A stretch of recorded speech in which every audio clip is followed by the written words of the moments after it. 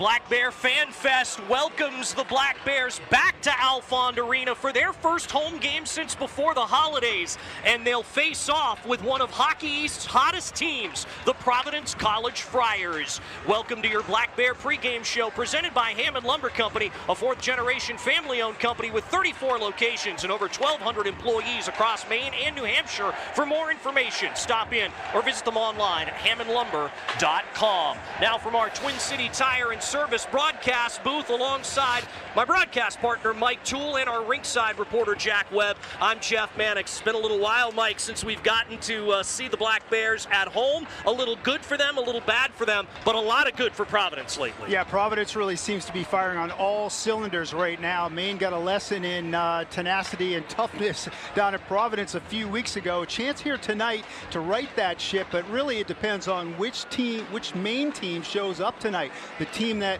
really plays Maine hockey, things go really well. If they don't, things go sideways. It'll be a key determinant as to which team shows up here tonight for Maine. Let's look at our player spotlight tonight. It's presented by Oakhurst Dairy. Kindness, goodness, Maineness. Learn more at oakhurstdairy.com. For Providence, it's the freshman goaltender who's taken Hockey East by storm. 6 straight wins for him, Jack Parsons. Well, Jack Parsons really in just the last 6 weeks has emerged as one of the most impactful freshman goaltenders in the country. He's transformed Providence season, posting elite numbers, shutting down ranked opponents, earning repeated conference honors, and to be successful, Maine's going to have to make him uncomfortable.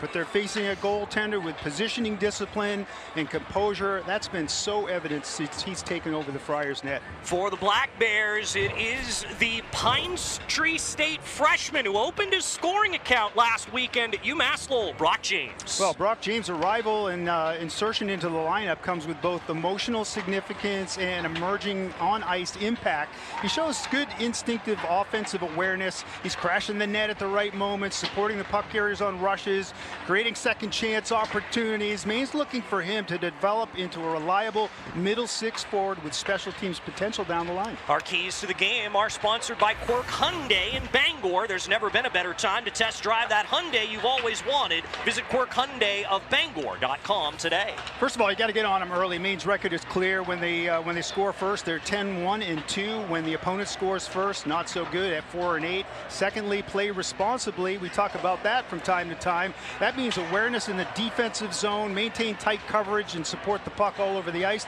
And then lastly, don't get boxed in. What I mean is discipline. We also talk about that. They've got to avoid stick penalties and the restraining type infractions, and you do that by moving your feet and staying on the right side of your checks. The Maine Black Bears and the Providence Friars drop the puck next. This is Hockey East on ESPN+.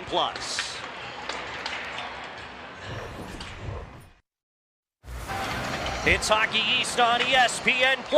The 17th-ranked Maine Black Bears against the 9th-ranked Providence Friars. Tonight's uniform report is presented by UniFirst, proud supplier of uniforms to the University of Maine and businesses throughout the state for over 50 years. The Black Bears in the home white sweaters with the navy blue and light blue trim, that cursive Maine script across the front, white helmets and blue pants. Providence, their traditional look as well, with the all-black sweaters with white numbers and letters trimmed in gray. Their Providence Skating Friar logo on the front. Our starting lineup's brought to you by Martin's Surplus and Salvage with 13 locations throughout Maine. You'll never have to say, I should have bought it when I saw it at Martin's. For Maine, across the front, left to right, Thomas Friel, Oscar Komarov, and Thomas Bichette. The D pair, Brandon Holt and Lucas Peterson. In goal, Matis Russo.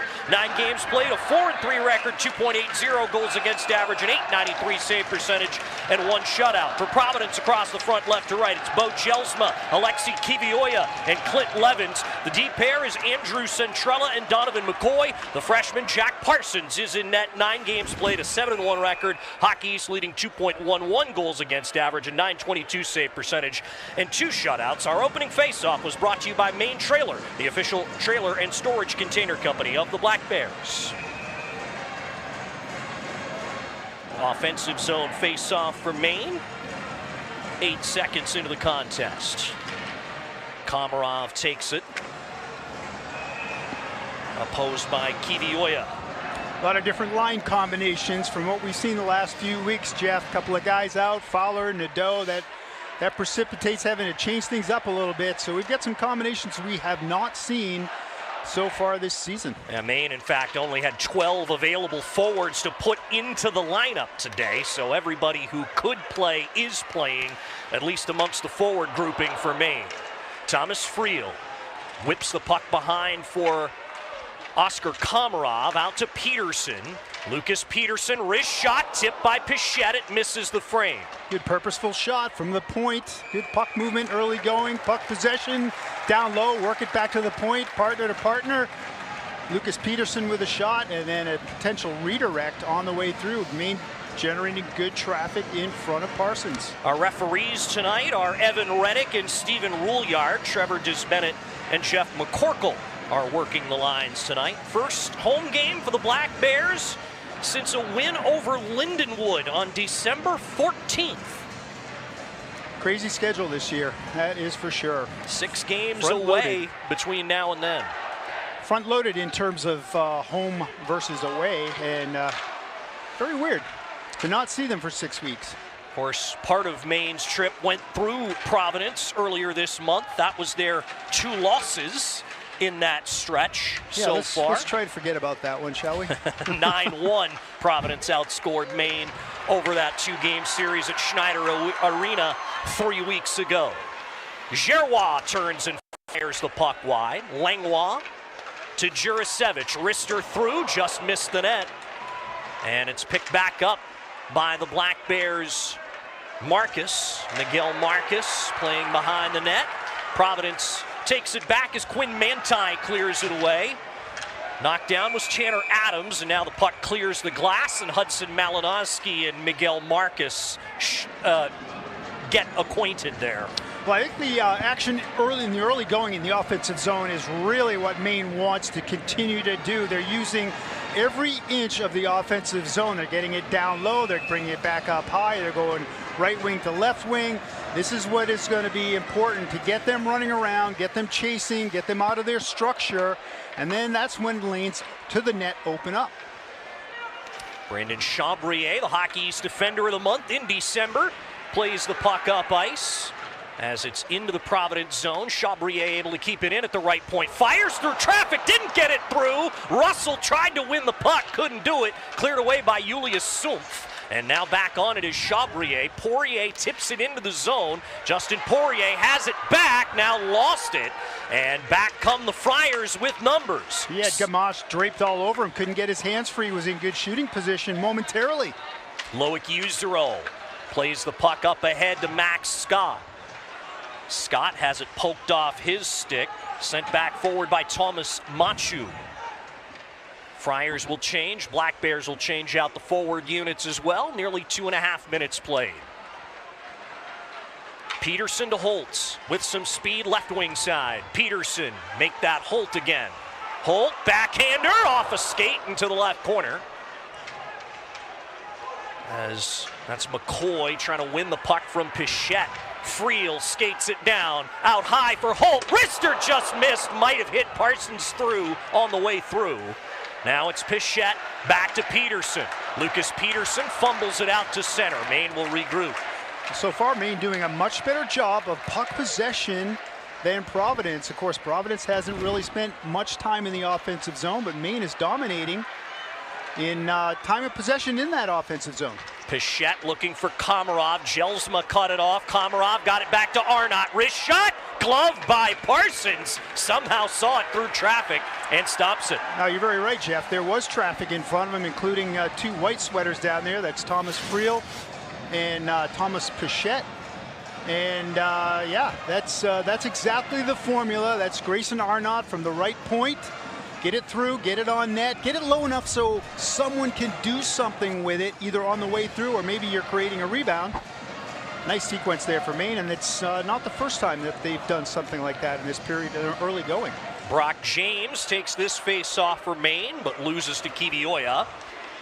As Providence looks to get the puck up ahead, and they do, into the offensive zone. Jelsma taken away by Jurasevich. Good little quick play to get that to James. He couldn't get it out. Jurasevich back to Peluso, and now James just missed Jaden Lipinski He's back into the lineup after missing both games at UMass Lowell last weekend, but playing as a wing for the first time tonight. Normally a center, number 41 in the blue and white for Maine. Well, centers have so much responsibility in the defensive zone, and maybe that was something the coach thought he could get some relief from. Put him on the wing, a little bit less responsibility, although we always talk about your play away from the puck, how important that is. It's important for everybody, but let's see how that works out. If that gives Jaden Lipinski a little bit of opportunity here to shine offensively. Rybakov played it toward the net for the first attempt at goal for Providence, but it missed.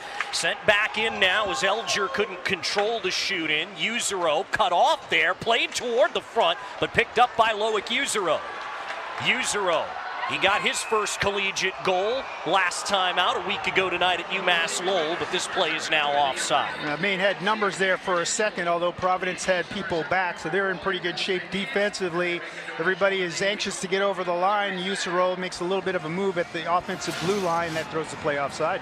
Going to get another look at it here. I think it's Marcus that was in just ahead of the play right there. He's trying to drag the leg to keep it onside, unable to do it.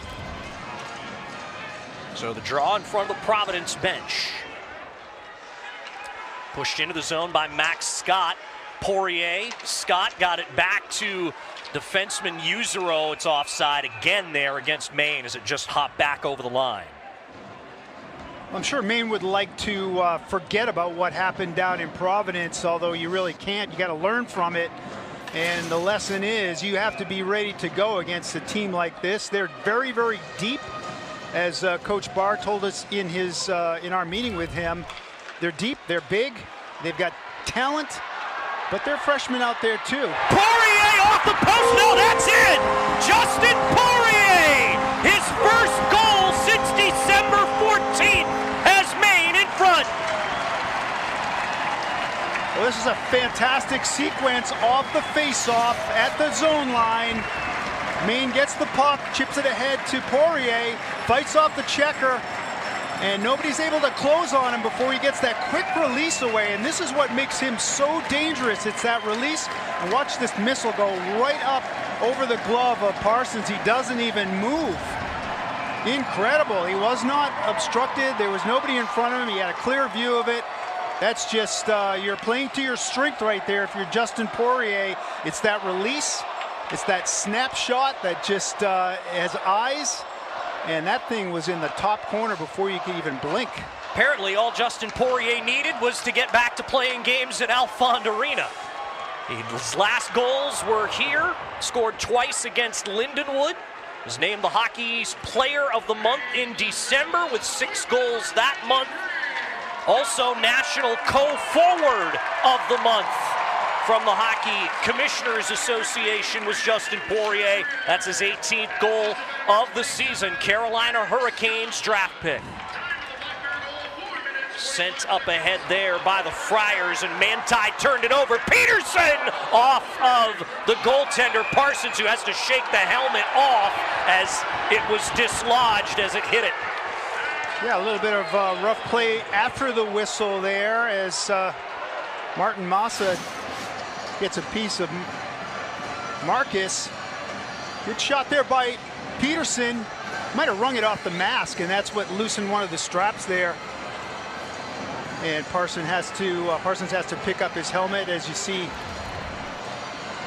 that Marcus get laid out behind. I guess that was Roger McQueen, 29, excuse me, 6'6", 195-pound freshman. That's just not fair. He's a big boy, drafted 10th.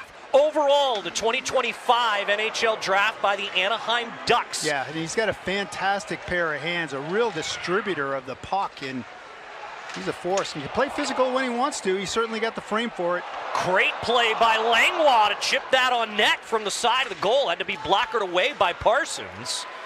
James sends back into the corner, but the first player to at that time is Kivioya for Providence, and now the puck makes it off the rink. 14:09 left in the first. Well, this is the start that we talked about. One of the keys of the game is get on them early, and Maine has certainly done that. And then they cracked the code with the goal by Poirier, but then subsequent to that, you've had good opportunities by Langlois, Peterson. This is exactly the formula. Can they stay with it will be the big question of the night. Draw to the right of Parsons this time. Product of the U.S. Men's National Team Development Program, as well as the Chicago Steel in the USHL. Here comes Yuzero. Back in. Yuzero threw it off the apron of the net. Looking for a pass to Scholey that time. Yeah, looking for Scholey on the net drive.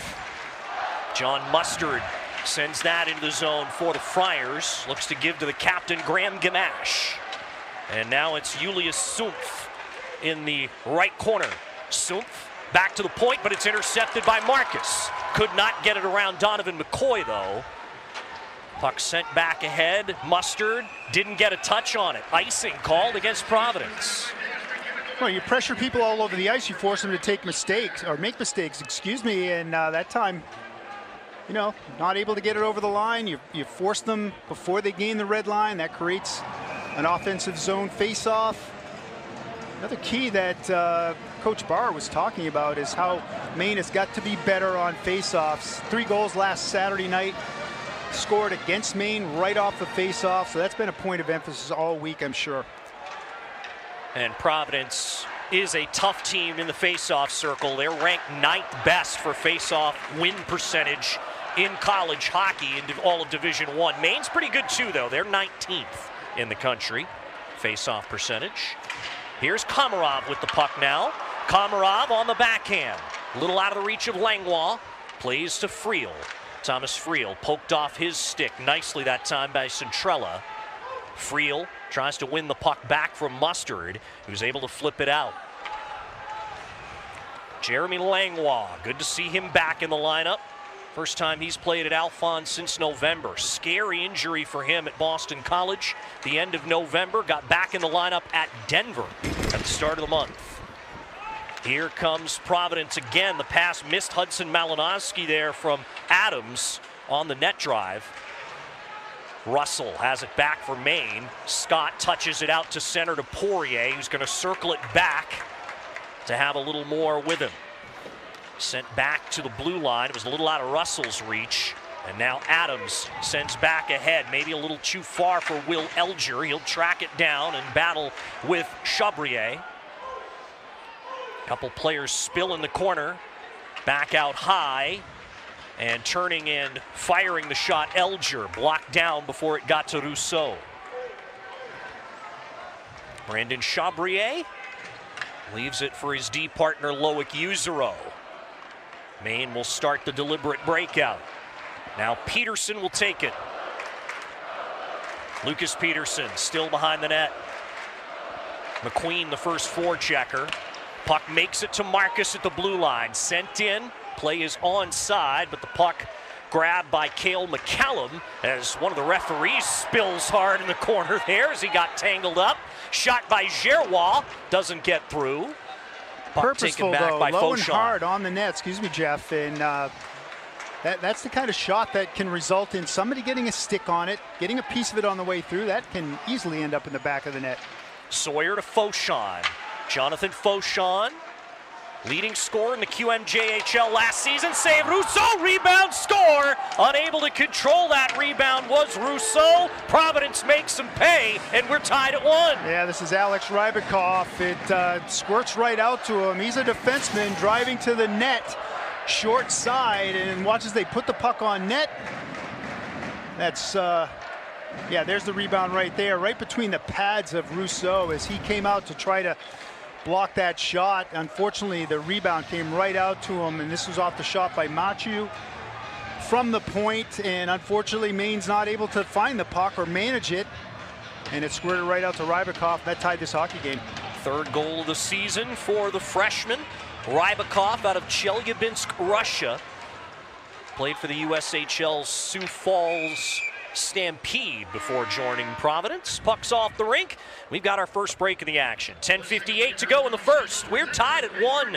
This is Hockey East on ESPN+.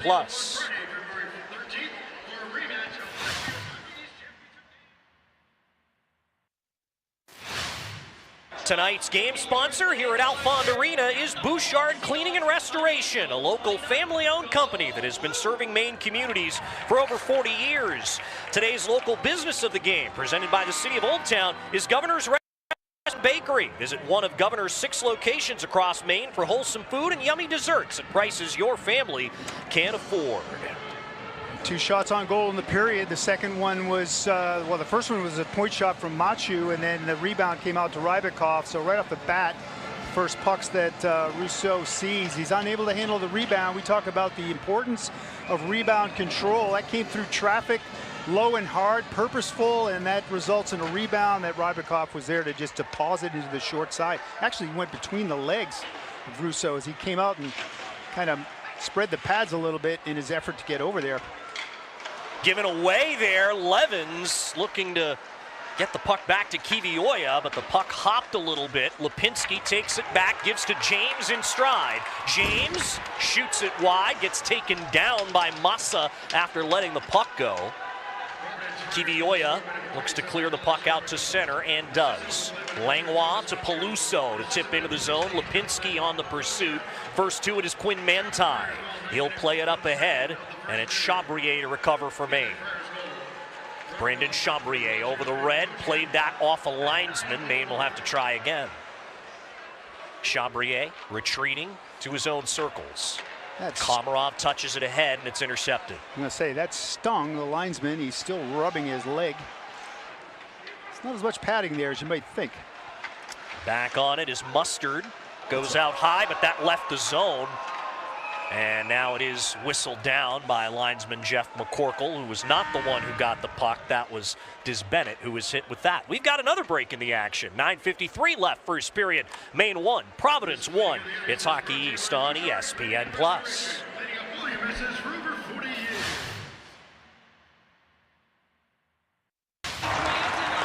Welcome back into Alfond Arena, where it is a huge night here in Orono. It's Banana's birthday, as you can tell from the hat on my head. I tried to put it on, actually it snapped. My melon was too big as it falls off, but it's actually Maine's first game back in the Alfond since December 15th. It's been a month and a half since they took the ice in front of these fans here in Alfond Arena. They had a fan fest outside before the game. They had a live DJ, a big bonfire pit.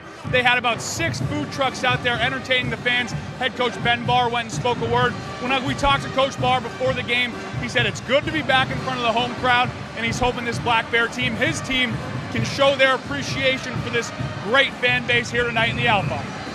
Thanks so much, Jack Webb. Always great to hear from the now 2025 National Association, or National Sports Media Association, Maine Sportscaster of the Year, Jack Webb. Congratulations to our teammate. Well deserved. He is really good. He's really added a lot to this broadcast. Certainly has. Happy to know him. Great young up-and-coming broadcaster. We'll see a lot from him for years to come, no doubt about that. A 1-1 score midway through the first period here at Alfond Arena. First goal scored by the Black Bears' Justin Poirier, but it was answered by Alex Rybakov, and we might have a hand pass on the faceoff. It's exactly what we have, Jeff. Scholey's going to get 2 minutes for handling the puck with his glove off the faceoff. Oh, that's a big mistake.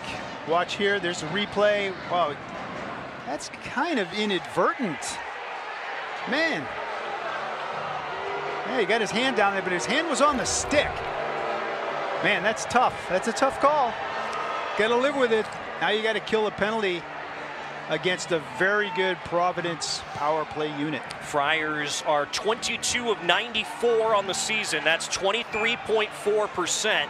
Maine's penalty kill 80 out of 102 for 78.4% coming into tonight's matchup. Friars have been very good on the power play over their 6-game winning streak, and they'll go to work now looking for their first lead of the night. McCallum to Gamache. Got that across to Sawyer. That hit a leg and went wide of Rousseau's net. Friel tries to dig it out and gets knocked down. Back out to McCallum. One-timer by Sawyer. Stopped by Rousseau and cleared all the way down. That was well set up. McCallum over to Sawyer. The right wing elbow. One-timer that had a lot of steam on it. Great right pad save by Rousseau. Sawyer takes the hit from Chabrier as Gerrois out-muscled the much larger Roger McQueen to get to that puck and get it out. Mustard on the re-entry. McCallum to Sawyer, right circle. Sawyer back across, finds Mustard, saved by Rousseau. They were looking to set up McQueen, and now Maine might have numbers shorthanded. Russell enters the zone here. He's got Giroir with him, and now Russell runs out of space in the corner, and it's Gamache carrying the puck back to neutral ice. Gamache into the left wing corner. Now Maine regains possession and clears, but only as far as the red line as Centrella knocked it down. Andrew Centrella. Hudson Malinowski, Toronto Maple Leafs draft pick. Up ahead to Elger, who tried to get the 5-hole. Rousseau shuts the door. Great job by Brandon Holt to keep him to the outside as much as possible. So he's outside the left wing dot. He lets it go, and Rousseau has got the angle all the way. Good job by Holt. Prevent him. What you have to do there is prevent him from getting to the middle ice, and prevent any cross-ice pass. That's what the defenseman's job is there. Great job by Holt. Rousseau can handle that shot all day long, but it's those cross-ice passes that get the goaltender moving, get everybody switching up their coverage. That's when you get into trouble on the penalty kill. We'll have to do this face-off over. Penalty killers for Maine: Scott, Usereau, Friel, and Chabrier. Malinowski, Elger, Adams, Centrella, and Fauchon are the power play unit for the Friars. Centrella saucers that one over to Jonathan Fauchon. Malinowski poked off his stick. Usereau collects, gets it back to Chabrier, D to D. He fires up the middle and finds Scott. Scott got that over to Friel, who fumbled it to the corner. Friel back out front, nobody there in white. Peterson, though, will gladly take the puck backward because that'll pretty much kill off the rest of the power play. That was a clever exchange between the two defensemen there, Chabrier and Usereau, and then they find guys up ice, quickly getting into position. Maine had a 2-on-1 there briefly.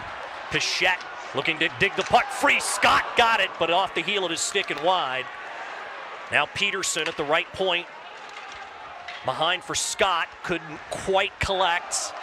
Now Providence has it back. Malinowski sets up Fauchon.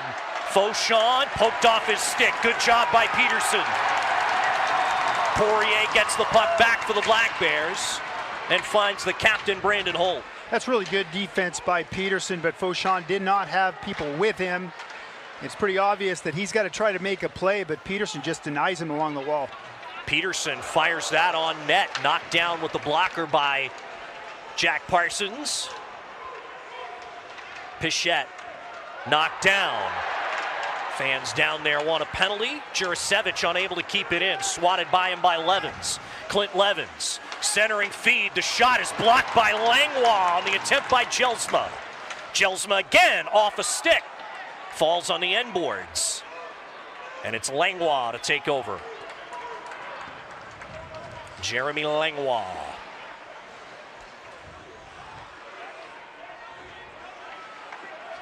Comes out off Lipinski's skate, right toward James, but it rolled over his stick. Gamache. A little bit too far in front of Sumpf. Now the puck cleared ahead by Jurasevich. Peluso loses to Donovan McCoy. Trying to skate it down, Gamache, but it is icing on the Friars. Tried to go indirect and get it in a way that Gamache could skate into it, just not able to get there in time. Icing is a result. Maine gets the offensive zone face-off. So the draw will come in that Providence end. Friars unable to change because of that icing call. Maine will send out its top forward line with Giroir, Scholey, and Marcus.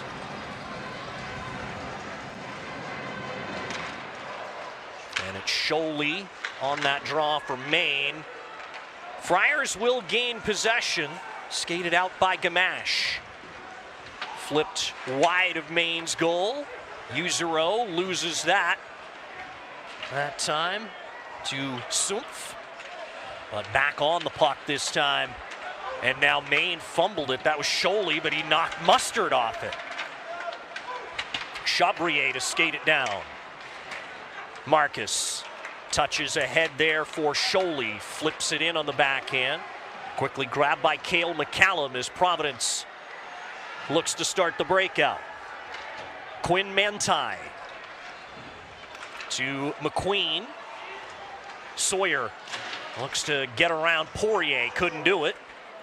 Now Scott uses the skate to find Russell. Taken back again by, that was Manti to McQueen. Here comes Peterson. Manti. And again Roger McQueen. Across for Sawyer, swept at it.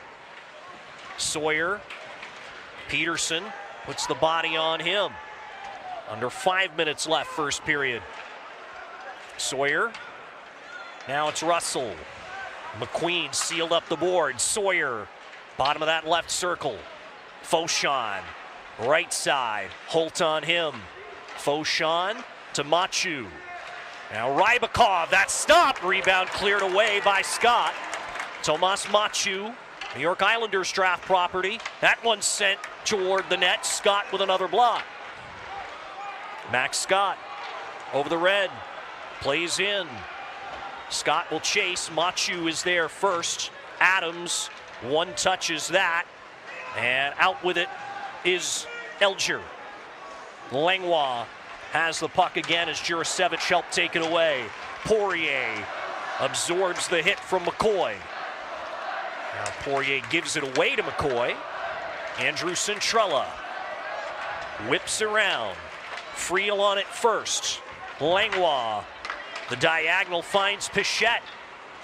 Throws it off the boards. Can't get there ahead of Centrella though. McCoy to Malinowski.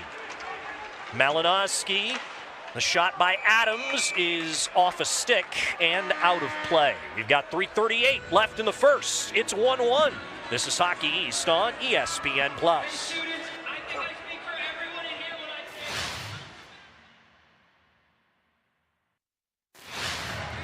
Fans, today's game is brought to you by Oakhurst Dairy. Try Oakhurst's blackberry flavored whole milk. Available now and for a limited time only. Maine made, Bear approved. Find it in stores today.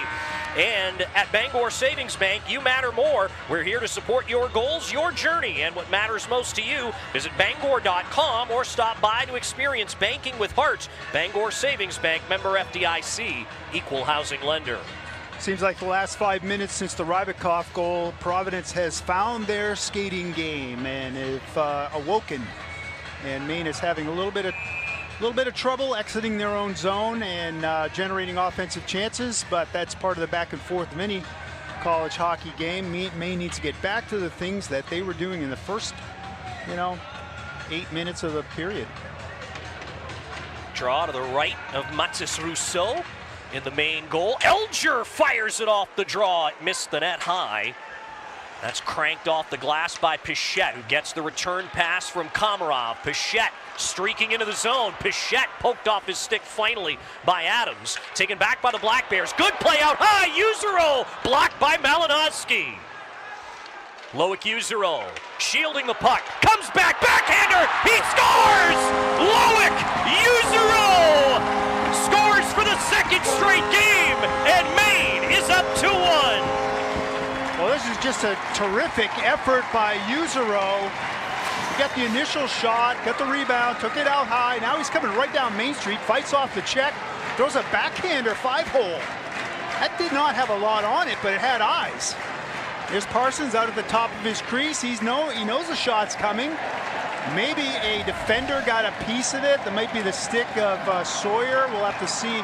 Maybe we get another replay, another look at it. But what a tremendous effort by Loic Yuzero to fight off those checks, get a good shot on goal, and finds its way to the back of the net. Yuzero's first collegiate goal was the tying goal to force overtime last Saturday night at UMass Lowell. Now he gives Maine the lead late in the first period. At home tonight against the Providence Friars, 9th ranked in the country and currently the highest rated team in Hockey East in the NPI, which is the NCAA tournament selection rankings. They're number 6 in that ranking, firmly in an at-large spot at the moment. Peterson Works the puck down low. Maine, on the other hand, ranked 23rd. Only 16 teams get in. They've got some work to do. They certainly do, but a victory over the number 6 team would certainly get them some consideration. Holt just missed the net. Not sure Parsons saw that cleanly. And now it is out to center. Holt. Maine comes right back in. It's Scholey on the left wing side. Everybody else changes out as he possesses the puck behind the net. They work it out front. Saved by Parsons that time on Miguel Marcus. Yeah, Marcus in beautiful position. Great job by Scholey to maintain possession and then get it to Marcus, who is in great shooting position, but I think somebody got a piece of it and blocked it. But good sequence there for Maine, getting back to what they did earlier in the period. Gerrois to Marcus. Miguel Marcus in front for Scholey, and it was tipped off his stick. Couldn't get the shot away. Massa to Centrella. Maine's got it back. Scholey poked off his stick, though, by Massa. Flipped all the way down. Gonna go wide of Rousseau's net, and it's icing on the Friars. Let's Go Black Bears IPA from Orono Brewing Company is the official beer of Black Bear Nation. Fill your steins with pride because a portion of all sales gets donated back to Maine Athletics. 1:22 to go. Both teams with 6 shots on goal. It's been back and forth. It feels like Maine has wrestled that momentum away from Providence here in the late stages of the period.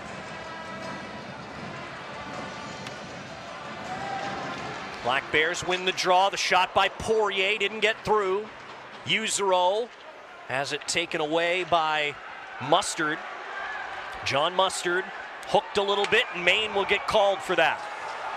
Yeah, draped him a little bit and then got the stick in there. That's going to get a call.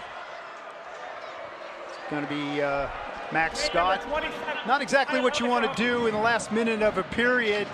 When you've wrestled the momentum back, as I said earlier, get another look at it right here. Watch, he reaches in with a stick and then he drapes him for good measure. And that's right in front of the referee. And one of the keys that I said, don't get boxed in. And it's those restraining type penalties that Maine, when they get on the wrong side of their checks, they don't move their feet. They're susceptible to that, and you see the result right there. Maine controls the puck on their second penalty kill of the game, and it's shot all the way down by Thomas Friel. First penalty kill was pretty good, but they did give up a couple of really quality scoring chances, particularly the shot by Logan Sawyer. Jurasevich sends all the way down. Providence does have its top power play unit on with Sawyer, Mustard, McQueen, McCallum, and Sawyer. Shot all the way in again. Rousseau behind his goal, able to get it around to Charlie Russell, who collects in, banks off the boards and out. Glove down by McCallum. That puck's got to go 200 feet, Charlie. Got to put some air under it or get it indirect off the wall or something. Sawyer to Mustard. And he is crunched by Jurasevich. The puck makes it out to center. One more entry here for Providence in the period. Gamache plays the carom, taken away. Russell might have a shorthanded chance. Good defensive play by McCallum, and that pulled the play offside. What a recovery by McCallum. Charlie Russell just couldn't get separation. McCallum gets body position, taps that puck away, throws off the timing at the blue line. Watch right there. He's beat, and then he just gets that stick in there, knocks it aside, and Charlie Russell goes offside because the puck didn't cross the line yet. And so excellent recovery there by McCallum. So final 4.7 seconds of the first period now. Komarov against Sumpf on the draw. Providence controls, and time runs out. In the first period, Justin Poirier and Loic Usero are the goal scorers to put the Black Bears ahead after the first 20 minutes. Yeah, good opening 20 for Maine. They got the start that they really wanted. They got the lead. They gave up the lead. They got it back. So the period kind of went back and forth. But I like the way it ended towards the end of the period in terms of Maine's hustle and Maine's willingness to make the plays that result in offensive chances. But they have got to stay out of the penalty box against this Providence Friars offense. That they do, as the Friars currently 0 for 2 on the power play, but they'll have some of that time carry over into the second period. Jack Webb is downstairs with the Providence captain, Graham Gamache. Graham, it felt like all Maine there in the first half of that first period. First shot of the game, you guys get one on the board. How big was that for your team? Yeah, that was huge. No matter what happens, though, game plan stays the same. We can't change. We know this is a deuce barn coming into. Played here my freshman year, same thing. So just got to keep going. Yeah, I mean, what do you guys got to do here? Obviously, let one up at the end of the period, but it felt like you guys settled in before that moment. What does your team have to do to get back in this one? Yeah, we played these guys twice already. We know what we got to do. We're going to get behind them, get on the forward check, don't let them have any space. How much fun you guys having here at Alfond Arena? Oh, it's awesome. You live for these moments right here. Thanks, man. Appreciate it. Guys. Thanks so much, Jack, with Providence captain Graham Gamache. Through one period at Alfond Arena, the Maine Black Bears have a 2-1 lead on the Providence Friars. Our Bangor Savings Bank intermission report begins next. This is Hockey East on ESPN+.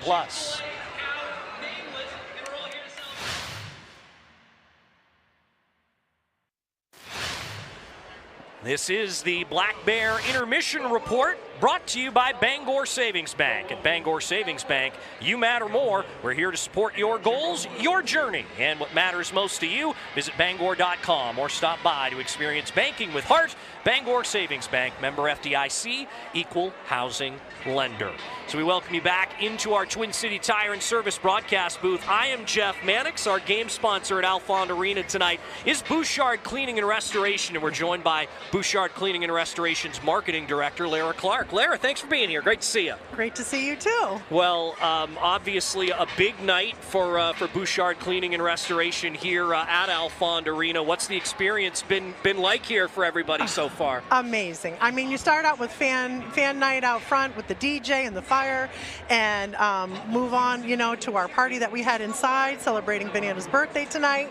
So that was super exciting, and we're off to an amazing start. So couldn't be better. Couldn't be better. And Bouchard Cleaning and Restoration, of course, you've been around for more than 40 years, doing an awful lot for the community. For people who are unfamiliar with it, what is it that you guys do? So we do everything from disaster cleanup after a fire, pipes breaking, water damage, mold, to a simple apartment cleaning, carpet cleaning, that type of thing. So, everything from that small to that large, we do it all. Very good. And I know, of course, there was a lot of renovations done to Alfond Arena here over the summer. I know you guys were here to help spruce the place up afterward. Oh, yes. And we were so glad to do it. They were saying they saw it the night before the grand opening, and they thought there's no way they're going to get it done. And we pulled it off. We got it done by morning, so it was beautiful. Very good. Clearly, you've got a very professional team there that is able to do this work. Yes. Without our team, they do it all. We love them. Absolutely. Based in Bangor, but you do work statewide, right? Yeah, so we have an office in Westbrook and one in Presque Isle, and cover the entire state, including the islands off the coast of Maine from those hubs. Very good. And if anybody out there, of course, we don't hope that no one needs your services or anything, but if they do, how should they reach out to you? They can reach out to us at 947-4454, or down in Westbrook at 207-536-7220, or just go online to bouchardcleaning.com. All right. Lara Clark, the marketing director of Bouchard Cleaning and Restoration, thanks for being here. Really appreciate your time. Thank you so much. We appreciate it. You got it. Mike Toole will be back with me, and we'll look at the first period highlights and stats when we get back. The Maine Black Bears lead the Providence Friars 2-1. This is Hockey East on ESPN+.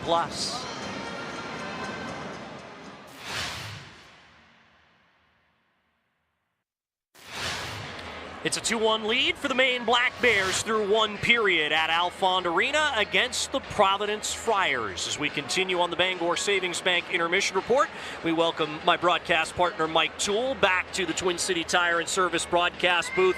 An uneven period for Maine, but ultimately they're ahead after 20. Well, we talked about the importance of getting on them early. They certainly did that. They pretty much dominated the first 7 or 8 minutes. Then Providence found their legs. Once they got that goal, they were in the driver's seat for a little while, but Maine figured it out in the last 5 minutes. Loic Usero, the goal that put Maine up on top. So you're right, it has been back and forth, but I like the way Maine has kept to their game plan to start this period. Let's take a look at those first period highlights. Here is one guy who very clearly wanted to get a monkey off his back, and Justin Poirier was able to do that with the first goal of the game. Yeah, it has been a while, and you're looking there at the initial shot there by Holt. This is the feed by Usuro to Poirier, and this is just a bomb. This is just a pro-level shot that Parsons saw all the way, but he didn't really make much of a move. I think he might have been fooled by the release. Subsequent to that, this is Peterson. Good chance, short side. Might have rung it off the head of Parsons as he lost his helmet. Thomas Friel gets laid out there by McQueen after the fact. And then Providence goes to work. And this is the shot by Machu that Rousseau's not able to control that rebound. There's Rybakov coming down from his left point position to drop it in between the pads of Rousseau, and that made it 1-1. Maine on the power play, or rather Providence College on the power play. Good shot there by Sawyer. Now this is Mustard looking for the backdoor play. Maine is able to withstand that. They had 2 penalty kills in the period. This is Elger with the short side. Good defense there by Holt. And so Rybakov once again gets the puck in on Rousseau, and then Loic Usuro. Great individual effort, power move, fighting through his checks. He's on the backhand, still gets enough on it to find the 5-hole to get it past Parsons. That put Maine up on top, and that's where we stand. Black Bears with the lead now as we look at those first period statistics. Not a lot of shots on goal, No. A lot of shot attempts for Maine, and a lot of blocks for Providence. Yeah, for sure. Maine attempts to a lot of shots, as they always do. They spend a lot of time in the offensive zone. Those are all good things, but I'm remembering some block shots like with Malinowski and a few other guys that you thought were good scoring chances that they snuff out. So they're a tough team, and they battle all over the ice, and you saw it in that period. But Maine, for the moment, has wrestled the momentum back. They just got about a minute left in that penalty to kill off to start the second period. We will drop the puck on the second period when we get back to Alfond Arena. The Maine Black Bears lead the Providence Friars 2-1. You're watching Hockey East on ESPN+.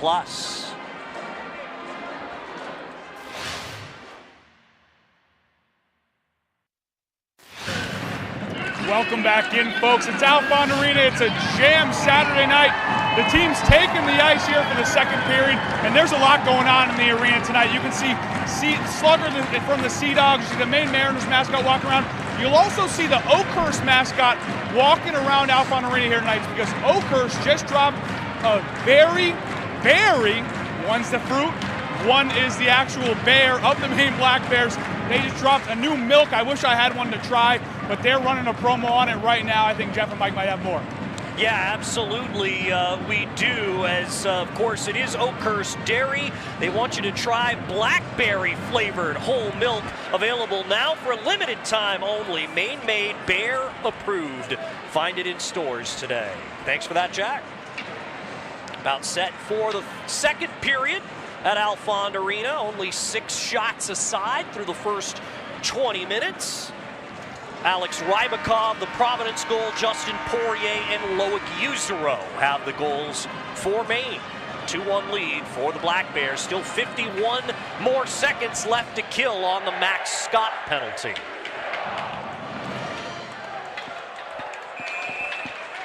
Teams reverse ends. Maine attacks the goal to the left, Providence to the right. And our second period opening faceoff is brought to you by Maine Trailer, the official trailer and storage container company of the Black Bears. With the puck for the Friars, Andrew Centrella, whipped around by Malinowski. First to it was Friel, and he gets it all the way down. Centrella back to retrieve again for Providence. Centrella to Malinowski, who enters the zone. Russell pokes at it. Work its way to Malinowski again. They work it out front. Fauchon couldn't handle the pass, and that allowed the clear by Russell. Yeah, it was in at his feet. He was in good shooting position, not able to manage that puck. Squirts out of the zone. Tough break for them. Malinowski tips back in. Rousseau handles, whips around the glass as the penalty to Scott expires. Maine 2 for 2 on the penalty kill tonight. Still with a 1-goal lead, but a shot there and a save by Rousseau. That was Fauchon who got a piece of the puck. Machu gives back to Rybakov. He'll fire wide. Yuzero sweeps it away from the front, and he'll get the puck up to neutral ice. Turned back by Clint Levens. He needs a change. Skating back onto the puck for the Friars, Bo Jelsma. Jelsma in the left corner. Goes high to Rybakov. Shot by Tomas Machu. Misses the net. Rybakov run into by Scott. And Providence controls again. Russell reaches out. He's got possession. Able to play it ahead. Get the entry. Taken down by Machu. And that's the first penalty on Providence. Well, Charlie Russell has been out there for a while, so he's trying to survive. He's trying to get it down ice, and Machu engages him against the wall, picks up the penalty. We'll see what the call is. It's going to be a minor penalty, and Maine will go on their first power play of the night. Penalty number 2, it's going to be a minor interference. Yeah, they're going to call it interference because Charlie Russell chipped it down the wall. Now he's not eligible to be hit. He gets laid out pretty hard, too. We're going to get another look at it. Watch as he just sends this down ice.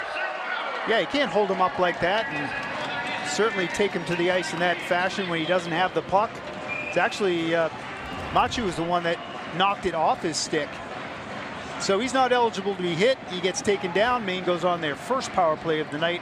Providence 0 for 2. Maine gets their first attempt. The Maine power plays are brought to you by Versant Power, powering communities in northern and eastern Maine since 1924. The Black Bears are 17 of 88 on the power play for the season, 19.3%. Providence 80 of 97 for 82.5% on the penalty kill this season. Justin Poirier lugs the puck up ice. Poirier on the left side on his backhand, goes behind the net, whips back for Miguel Marcus on the point.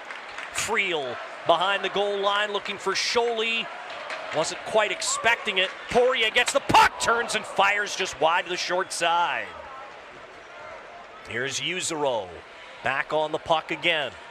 Maine has had to kind of rework its power play a little bit with both Josh Nadeau and Owen Fowler missing from the lineup tonight.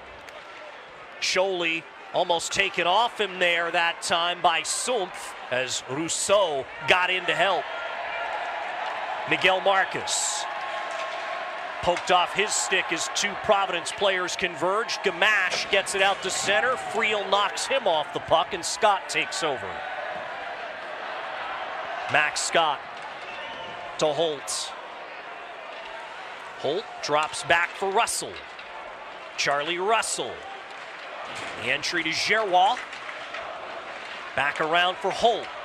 And now Holt has it. Rister! That one stopped by Parsons with the blocker. Manti turning around. Holt lost the puck and it's cleared by him and out by Will Elger. Holt to Jurasevich. D to D pass there. Maine has time for one more zone entry on the power play. Frank Jurasevich to Russell. Poked off his stick on the entry. That slowed it down enough to bring it offside. Well, they got one good zone entry. Charlie Russell gains the zone line. They get into their setup briefly, but they just elect to shoot it right away, and Providence is able to handle it and send it down ice. So not a lot going on that power play to get excited about. Golden opportunity, still 12 seconds left. Golden opportunity to extend this lead and really wrestle back control of this hockey game, even though they are in the lead.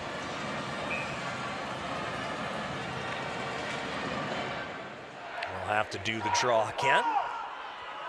Komarov against Kivioya on this face-off. Kivioya won it back, sent all the way down by Martin Massa. Yuzero takes from Rousseau. Yuzero ahead for Chabrier. Flies in left wing. Chabrier checks up at the hash marks. Behind the net, Friel works it out front by Komarov. The shot got blocked. We're back to 5-on-5. Maine's 0 for 1 on the power play tonight. Still in the lead though, 2-1. 4 minutes gone, second period. Here comes a breakaway chance for Sawyer. Logan Sawyer! That one didn't go! It beat Rousseau and somehow didn't get in the net. Certainly did beat him. Might have hit the post and ricocheted across. We're going to have to get another look at it. Chabrier fell down on the neutral zone, created that opportunity. McQueen poked off his stick that time by Usero, and Chabrier gets the clearance. Sent all the way down, no icing though as it touched a stick. Rousseau to Langlois. Langlois all the way around to Russell, in stride. Charlie Russell, puck rolls on him. Poked away, recovered there that time by Grayson Arnott for Maine. Here comes Poirier, got it across, looking for Arnott again. Behind is Russell. Russell pulled down, another penalty coming on Providence. Poirier circles the zone, brings out to neutral ice, extra attacker on now on the delayed penalty for Maine. Langlois, diagonal pass, in comes Poirier. Poirier can't quite split the D, and Providence finally gains possession as they'll go shorthanded again. Well, another golden chance for Maine to extend this lead. Providence coming unglued a little bit here in the second period, takes their second penalty in a row. Providence number 10, minor penalty for tripping. They call it tripping, which will be a minor. Maine, good idea to regroup in the neutral zone, reorganize at 6-on-5.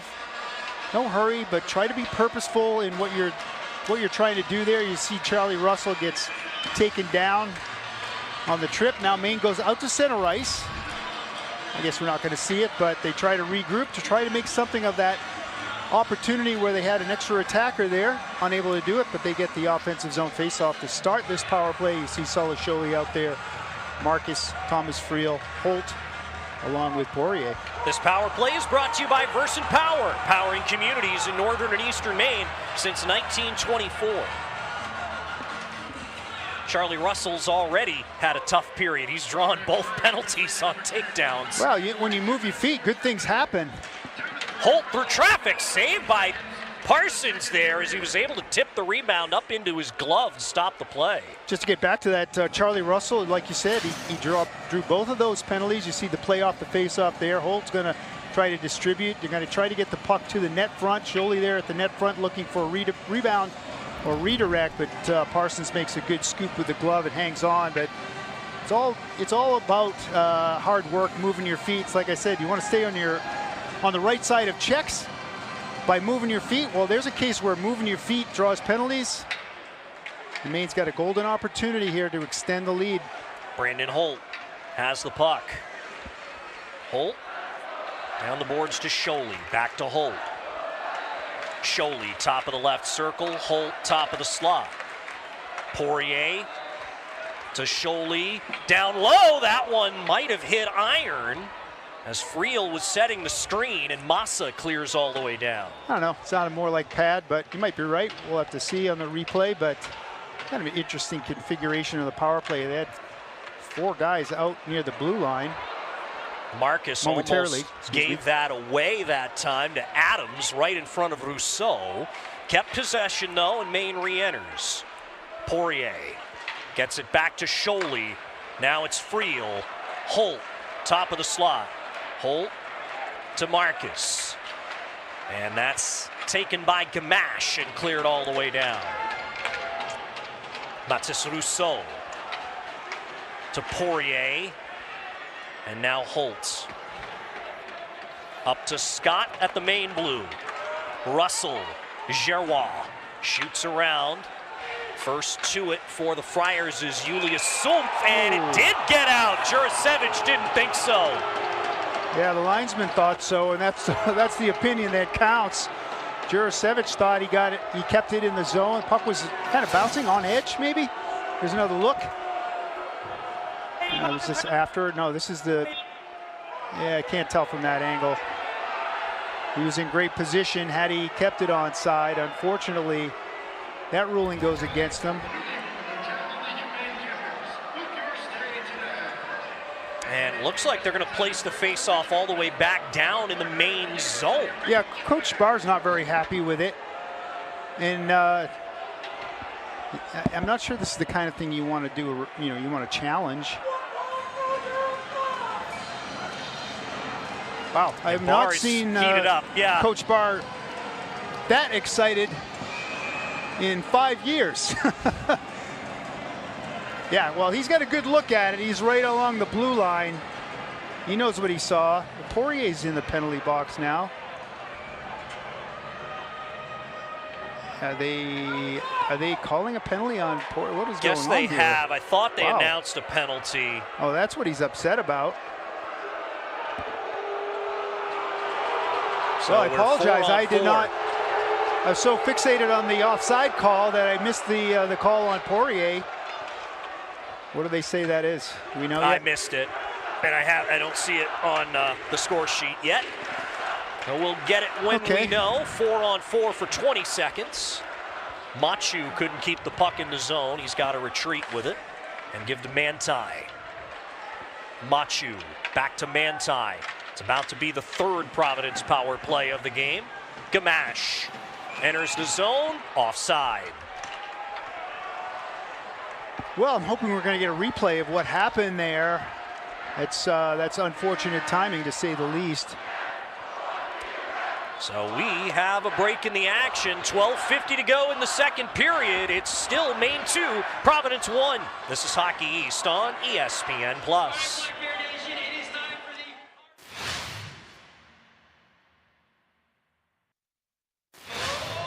Yeah.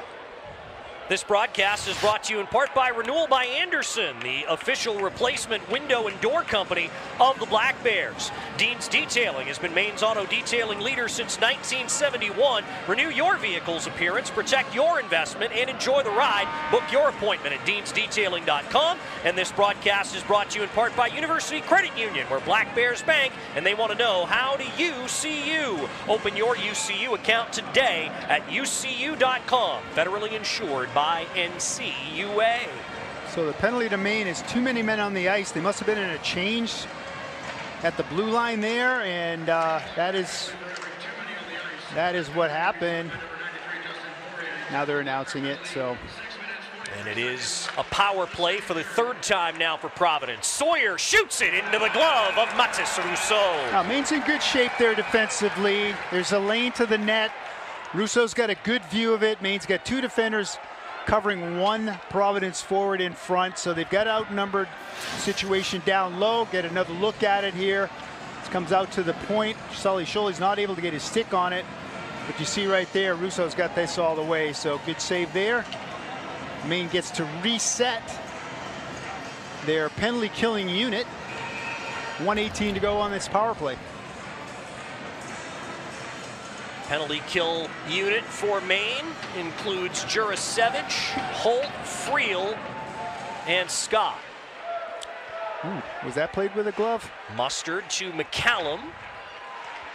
Sawyer tried to center for the cutting Mustard. It missed him, and it clears the zone. Scott in a race with McCallum.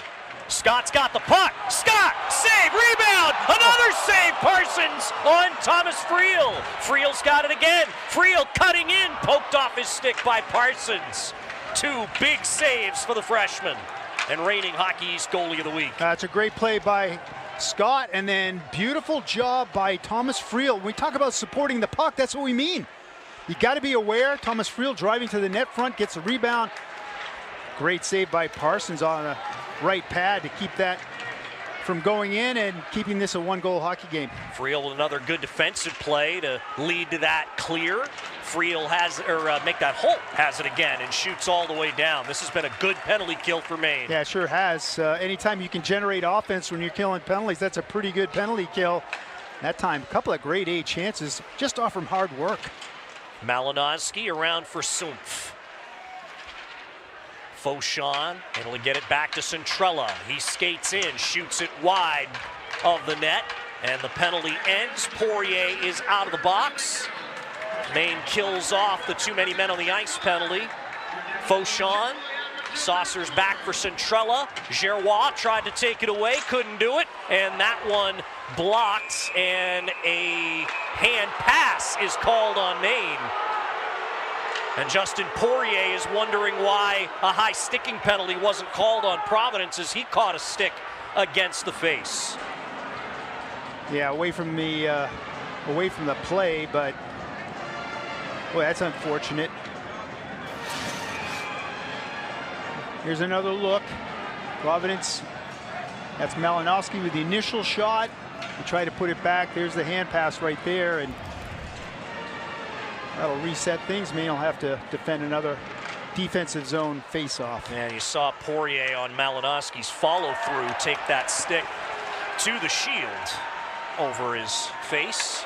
Poirier to the end boards here, but Rybakov comes away with the puck. And now the Friars start a breakout, but they lose control of it in the center circle. James shoots back in. Rybakov on it for the Friars. Clint Levins shoots it in. Rousseau stops it for Peterson. Rybakov fires back around the roulette wheel. Langlois runs into Levins, back toward the blue line. It's Peluso to James. Squirts back for Langlois. Jeremy Langlois. And James, it's turned over to Jelsma. Langlois has it back. Loses it to Sumpf. Julius Sumpf, centering pass that redirected a couple times on the Gamache shot, and it's stopped by Rousseau. Rousseau moving to his left, has to fight it off with his, moving to his right, excuse me, fight it off with his left pad. Another save by Rousseau on Machu. Sumpf with the puck again. Friars going to work this shift. Sumpf shoots it off a stick and wide. McCallum can't regain the puck. Lipinski did a good job muscling it to Peluso. Peluso ahead for Peterson rushing the play. Poked off his stick though by Sumpf. And John Mustard out with the puck. Mustard gives to Gamache. Cuts in on his backhand. Loses the puck to Holtz. Gerrois ahead to Sully Sholey. Sholey trying to get around McCallum. They both go down. Gerrois intercepted now by Gamache. Fans wanted a penalty, but that's just good body position by McCallum. Gamache knocked down, loose puck. Mustard had it stopped by Rousseau. Gerrois comes the other way. Will Gerrois into the zone, shoots it, saved by Parsons. Gerrois muscled away that time by Sawyer. Gamache and Sholey tying up for the puck. Sawyer able to get it all the way down in the Maine zone. Jurasevich picks it up. Frank Jurasevich. Yuzero. Loic Yuzero had the goal to put Maine ahead late in the first period. Now Andrew Centrella to Sawyer. Montreal Canadiens pick. Sawyer plays deep. Roger McQueen behind the net. Taken away by the Black Bears. Russell over the red line on the right wing. Cutting back, fell down, allowing Providence to clear. Jurasevich didn't handle it cleanly. Now it's McQueen. That one kind of fanned on it. Sawyer's got it back, poked off his stick, held in by Machu. One-timer by Massa goes to the corner. As Massa gets that down low. Sawyer taken to the boards by Jurasevich, and Chabrier picks up the loose puck. He's knocked down in the tangle of legs. Scott gives back to Chabrier. Off the boards and through neutral ice into the Providence zone. Machu collected ahead of Poirier. Now Malinowski at the red line to Elger. Will Elger on the entry. Adams back looking for Malinowski. He fans on it. It goes all the way back into the Friars' end. I think when we look back on it, I think we're going to see Chabrier made a pretty nice defensive play on McQueen on that grade A chance right in front of the net. Good recovery by him. He's got speed. He's able to recover.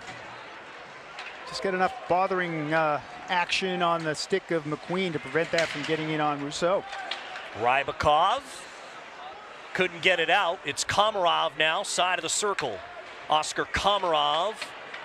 Now James make that Pichette as Holt sends around, but the first two it is Adams. He clears, not out yet. It's Pichette to wheel it back around. Parsons to Rybakov. McCallum hopped his stick. It's Peluso to Komarov. Holt shot. That one hit bodies in front, goes to the far circle. Cleared up and out of play. It appears to bring us to a break in the action. 6:19 left in the second. It's Maine 2, Providence 1. This is Hockey East on ESPN+.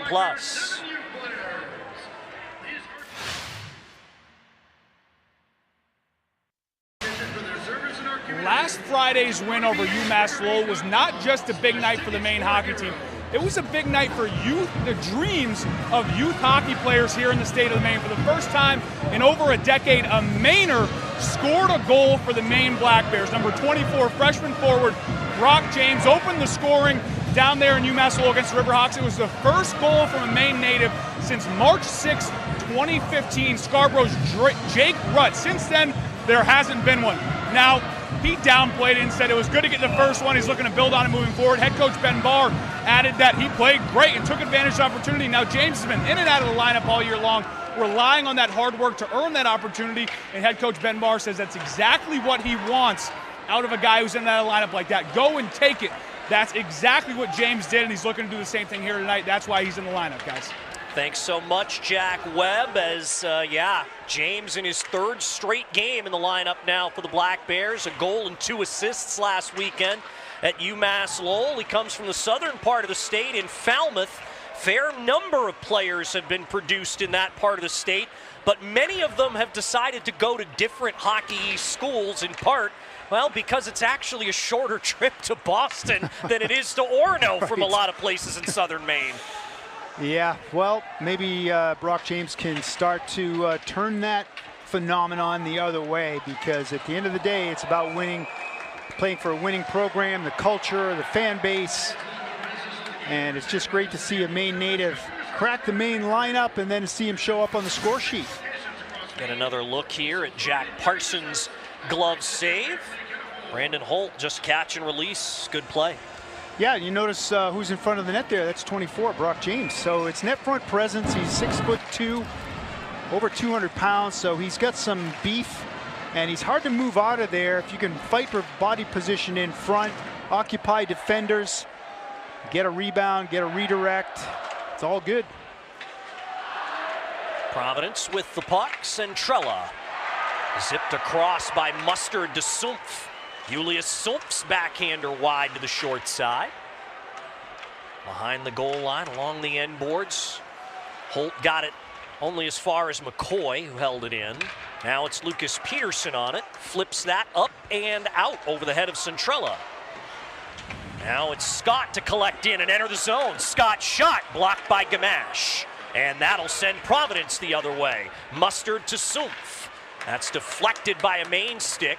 Still makes it to Centrella. He's shoved off it. Scott gives that one to the Black Bears defenseman Yuzero. Scott has it again. And he was unable to hold the zone. Shot back in by Lucas Peterson, but it ends up out of play. And we've got another break in the action. 4:35 left second period. Still 2-1 Black Bears. This is Hockey East on ESPN+.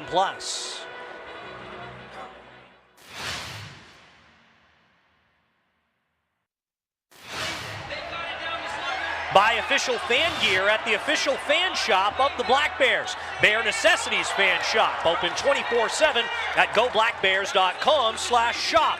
That's goblackbears.com/shop. This broadcast is brought to you in part by Chick-fil-A. Visit your Chick-fil-A location in Bangor today.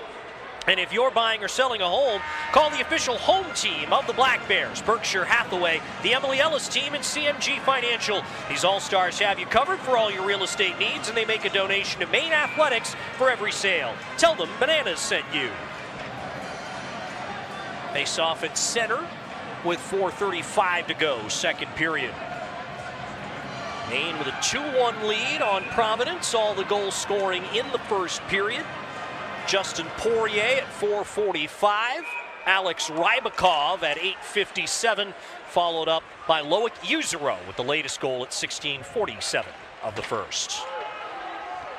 And this is icing again against the Providence Friars. Just got a look at head coach Ben Barr of the Maine Black Bears. Of course, in his 5th season, he is quite familiar with the coach on the other bench, Nate Lehman. They, in fact, have coached together at two separate institutions, at Union College first, and then Ben Barr was actually an assistant to Nate Lehman at Providence before he eventually made his way to Maine after a couple stops in between. Well, you notice the familiarity in the styles. Providence playing the way we saw Maine play a lot of last year. You know, heavy, hard, puck possession, forechecking, all that. Maine's trying to get back to that. Don't have the same type of personnel that they had last year.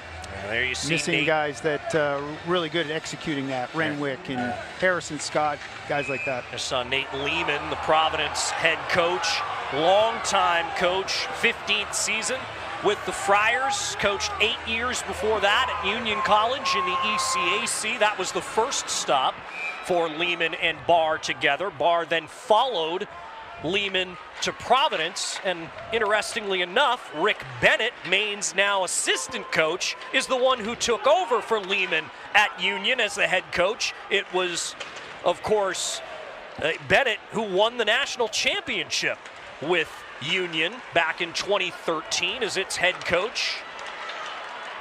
Only national title in program history for Union. If you go back far enough, he also assisted Gene Fadrigan at Old Town High School. That's right. If you want to read his entire resume, you read page 1 of the resume. There is page 2. Yes. With the puck now, it's Langlois. And Friel missed that one. It will result in icing against the Black Bears. Get an inside look at the Black Bear Athletics program at the Black Bear Coaches Show Wednesday night at 6 at the Sea Dog Brewing Company in Bangor. If you can't make it in person, tune in on the Black Bear Sports Network, the Black Bear Nation app, or at goblackbears.com. Well, the pace of this game's really slowed down in the last 4 or 5 minutes here as we kind of limp towards the end of the second period. Maine in control 2-1, but it's sort of a tenuous lead. Providence, as we know, can strike at any moment. Friars on a 6-game winning streak. They've scored at least 3 goals in all of those victories. Yeah, against quality opponents too. Not only Maine, they got the weekend sweep there, but then they went on to sweep home and home with Boston College and then Boston University last weekend, and they have been on a heater. Thomas Friel bumps the puck up ahead. Pichette, Manti falls down in the corner there as he tried to glove the puck up in the air. He's back up, kicks that one to Adams. Now Malinowski chips ahead for Elger, looking to get around Jurasevich. Komarov takes the puck.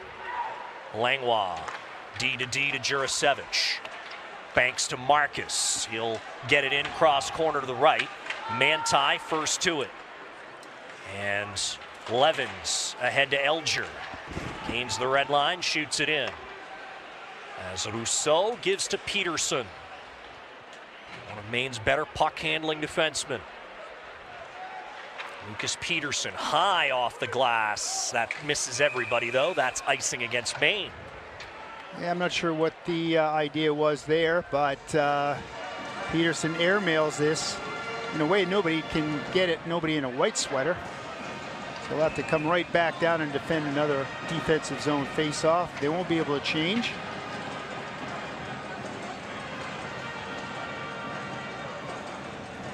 Sully Sholey will take the face-off against Graham Gamache.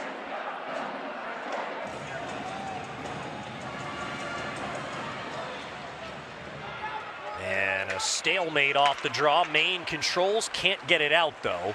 Marcus will lay it back for Holtz. Around the kick plate for Peterson as Maine starts a breakout. Peterson to Holtz. Sholey at the red. Got it into the zone. Centrella is next to it for the Friars. Mustard can't clear. That is Sholey. Sholey in the corner. Puck hops free. Peluso takes it. Stick handling Peterson. Got that one back to Peluso, but it's cleared ahead. Mustard grabs the puck. Mustard didn't get enough on it to get it on net. Yeah, had Gamache cruising the slot. Nobody was really paying attention to him either. If Mustard had gotten a chance to slide that to the middle of the ice, could have been even worse.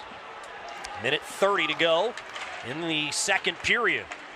Backhanded on net by Brock James and melted down by Jack Peterson. Lipinski got a little rap at the pads, and that will draw Providence players' ire.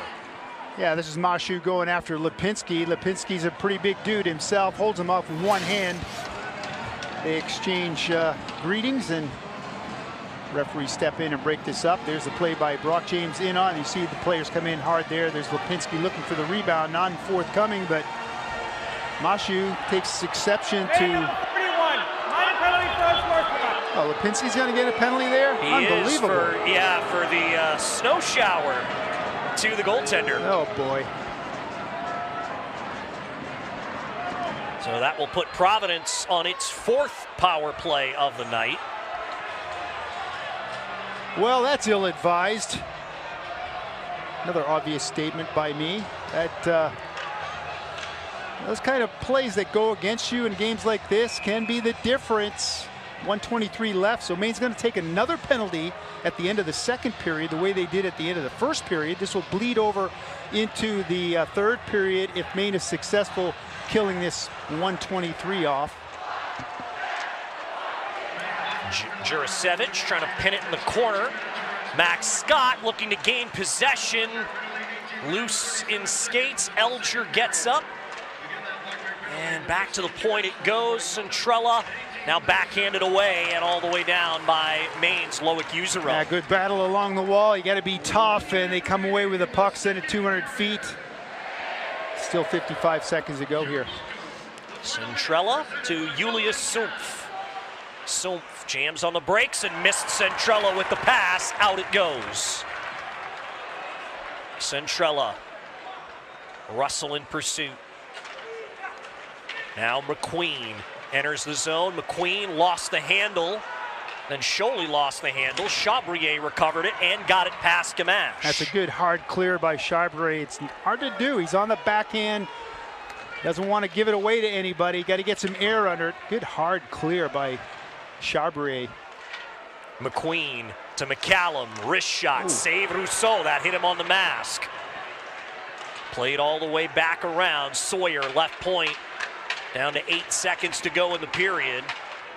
Maybe one more chance. McCallum poked at by Pichette, sent in front. Chabrier blocked it away, and time runs out in the second period. So Providence unable to score. They will carry over 37 more seconds of power play time to the third. Well, you get the feeling that Maine kind of was trying to just survive the last minute 23 of the period when they picked up that penalty on Lipinski, and they'll get a chance to go into the dressing room with the 2-1 lead, and got 37 seconds of penalty kill to start the third period, as you said, Jeff. But he's got to be a little bit smarter. This is not what we were talking about when we said don't get boxed in.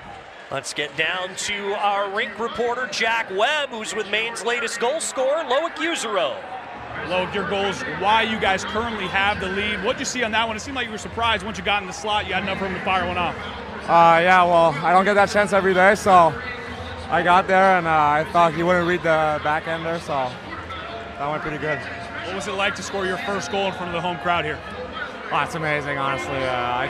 I blacked out again on that goal, too, so it's amazing. That seems to be the answer to people who score their first goal at Alfond Arena. Now, you guys seem to be matching physicality, almost taking it to him. Coach Barr told us that was the key for the game. They're a bigger team, play physical.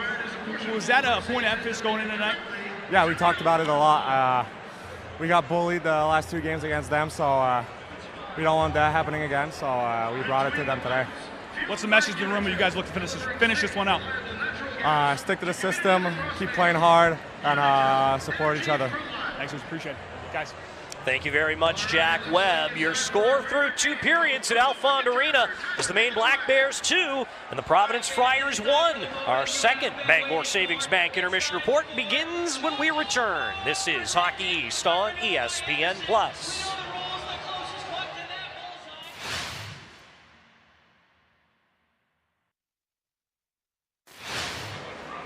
After 40 minutes at Alfond Arena, The score is the same as it was after 20 minutes. The Maine Black Bears lead the Providence Friars by a score of 2-1. This is your Bangor Savings Bank second intermission report. At Bangor Savings Bank, you matter more. We're here to support your goals, your journey, and what matters most to you. Visit Bangor.com or stop by to experience banking with heart. Bangor Savings Bank, member FDIC. Inside our Twin City Tire and Service broadcast booth alongside Mike Toole, I'm Jeff Mannix. No goals in that period, but certainly a lot of action. Yeah, it certainly was. Back and forth. I would say Providence maybe had a little bit better of the quality scoring chances, but Maine certainly had a few of them. They have really got to stop taking penalties. They had a too many men on the ice penalty. They had a goaltender interference, whatever they ended up calling it when they went in and snowed the goaltender. Those are unforced errors. Those are things that Maine's got to clean up if they expect to come away with a victory, which would be huge if they did. Let's see our second period highlights as Maine ended up with a little bit better of the shots on goal total. Providence maybe, as you said, with a little bit better of the scoring chances. Yeah, you see right there, there's Fauchon, the puck. They can't manage it in front. He gets a shot from a good spot there. Maine goes to work. Holt from far out. Parsons been sharp since the first period. There's a fall down in the middle of the ice. Chabret, this is a great save by Rousseau. He flashes out the left pad, and Logan Sawyer can't believe this didn't go in. Watches it, the redirect, the putback, I should say, bounces off the far post and keeps this game a one-goal game as Maine goes back to work. They get the puck in deep. Now they're going after it. They go to work. There's Harrison Scott, or Max Scott, I should say. And look at the job by Thomas Friel to try to clean up that loose change. He can't jam it home as Parsons makes a beautiful right pad save. Rousseau was certainly busy in that period. Mustard, this is Gamache. He tries to cut to the middle. He gets taken down, but the puck squirts free to Mustard on the doorstep. He's not able to jam it home, not able to get his stick on it, get the leverage. This is a great play by McQueen, but look at the recovery by Chabret. He's got some speed, does Chabret. He's able to close on him and bother him just enough so he doesn't get a good shot away there. And Maine is forced to defend once again. Spend a little bit more time in their defensive zone. There's a shot by McCoy, Donovan McCoy from distance. And we stand at 2-1 going into the third period. And Maine's got some work to do. Like you said, 37 seconds left on a penalty kill to start the period. And then they've got to reinvoke the discipline that they had in the first period and get back to their game plan that they were so successful at times during this game. Not just the first period. There were times in the second period they were too, as we look at the stats for that period. But look at the attempted shots now for Providence. That's moving up. Maine's got 40 attempted shots, but look at the shots that get through on goal. I mean, it's just incredible. These teams are willing to block shots, get in front, and do what needs to be done, and keep that puck from getting through on their goaltenders. It definitely, Mike, feels like a Hockey East game as we start to head down the stretch of the season. Yeah, that's an excellent point. I mean, this is what you can expect from now on going down the stretch. Battles like this, everybody's pretty much. They've got the players that they understand what they are. Let me put it that way, and they know what it takes to win, and they know what it takes to move up the standings. And teams are just willing to do it. You're seeing it all over the ice tonight on both sides. When we return, we'll see the Hockey East men's plays of the week as we continue through the Bangor Savings Bank intermission report. It's Maine 2, Providence 1. This is Hockey East on ESPN+.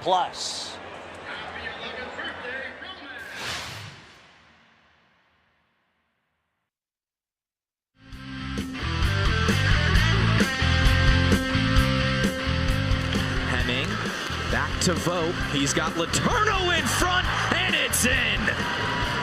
Will Vogt with a snipe from the dot, and it's 1-0 Boston College.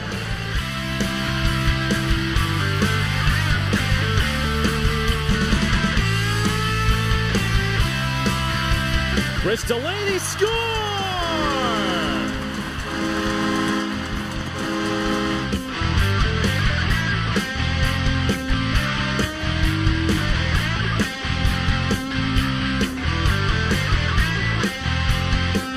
Brandon Holt, he has 2 goals in his career against UMass Lowell. Active leader in points against UMO. Feeds Russell, breaking into the zone. Below the goal line, cutting wide on Aher. Deals into the slot. One-timer, score!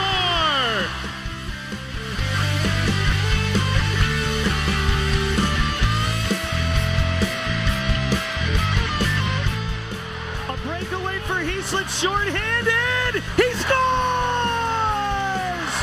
A shorty for the UConn captain in the opening seconds of the Quinnipiac power play. And UConn leads the Connecticut Ice Championship on a goal from Heaslip.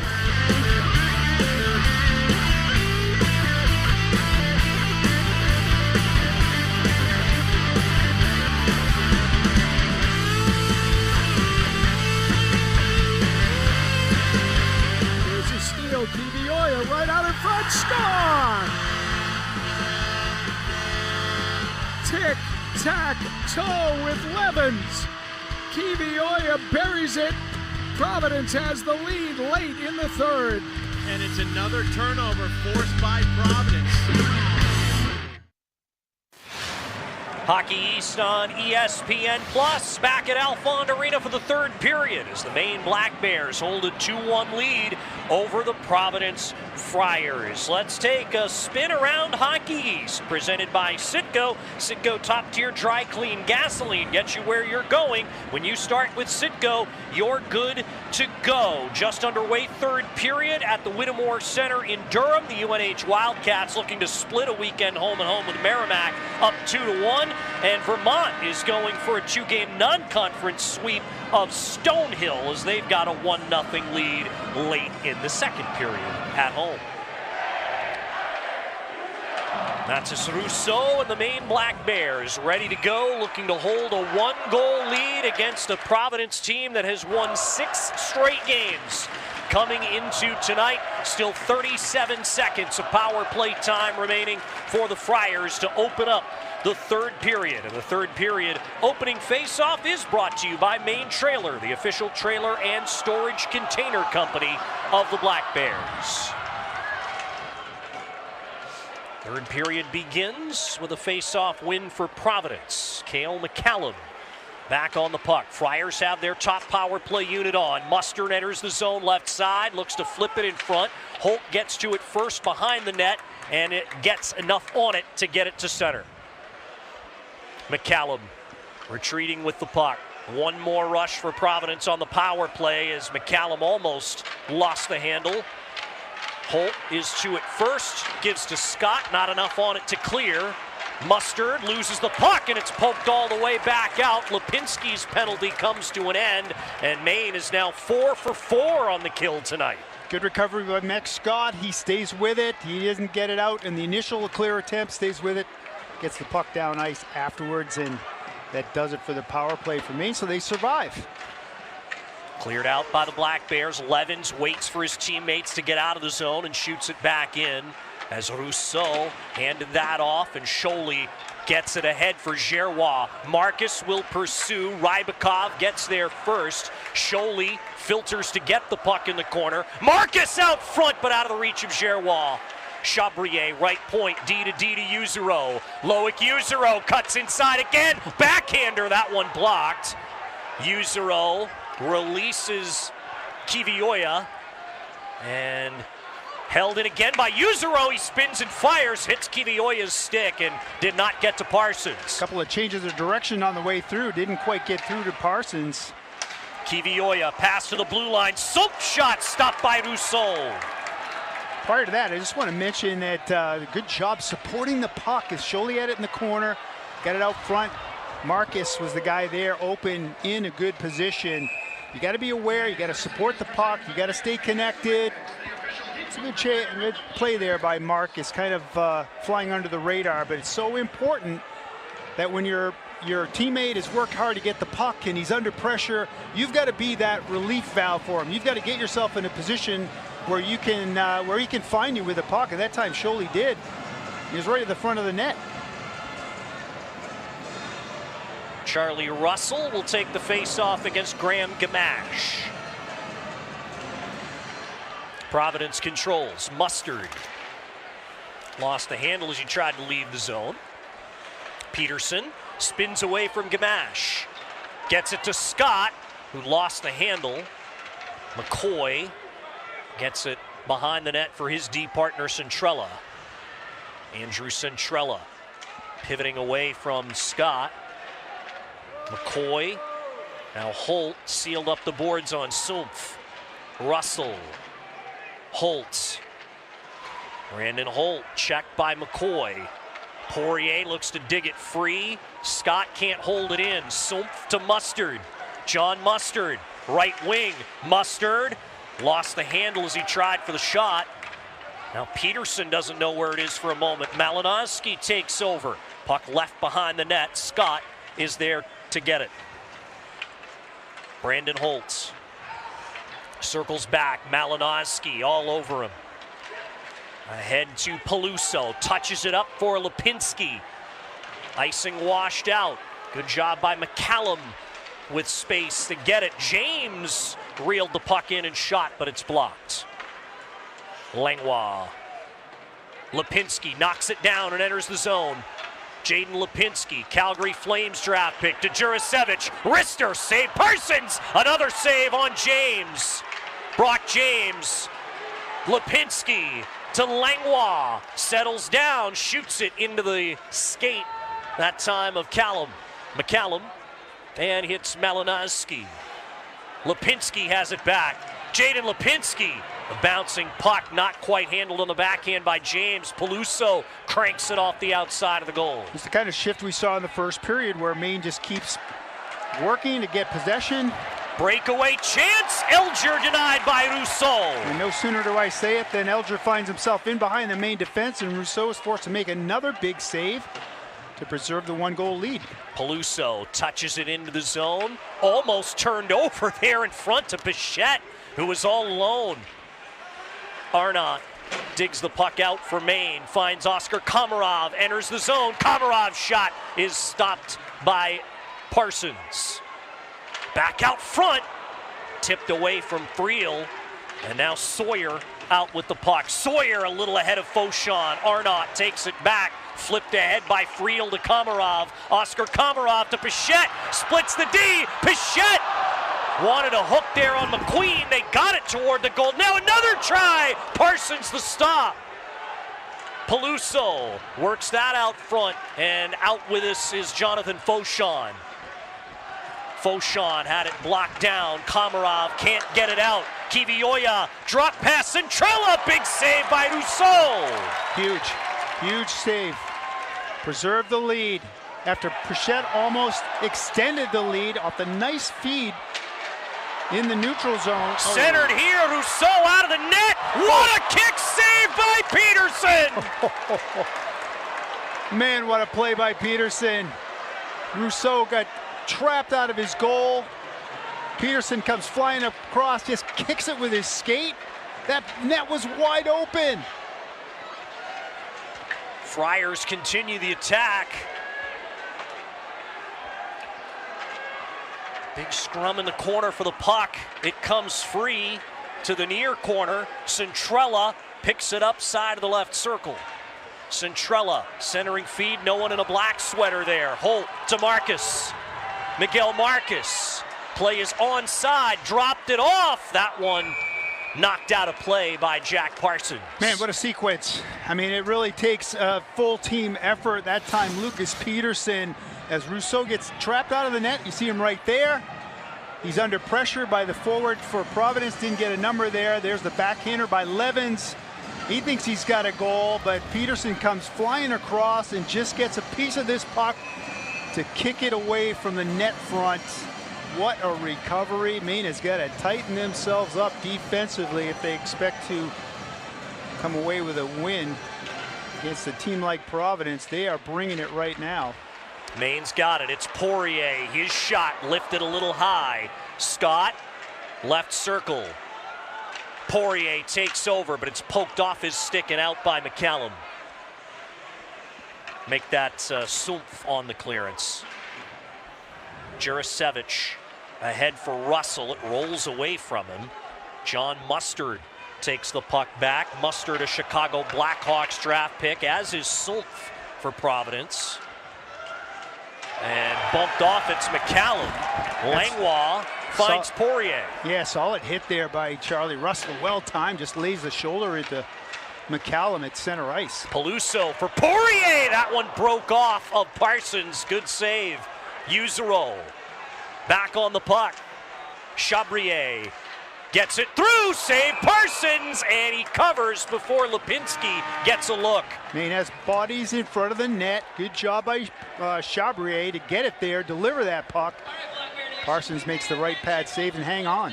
Maine still leads 2-1. This is Hockey East on ESPN+.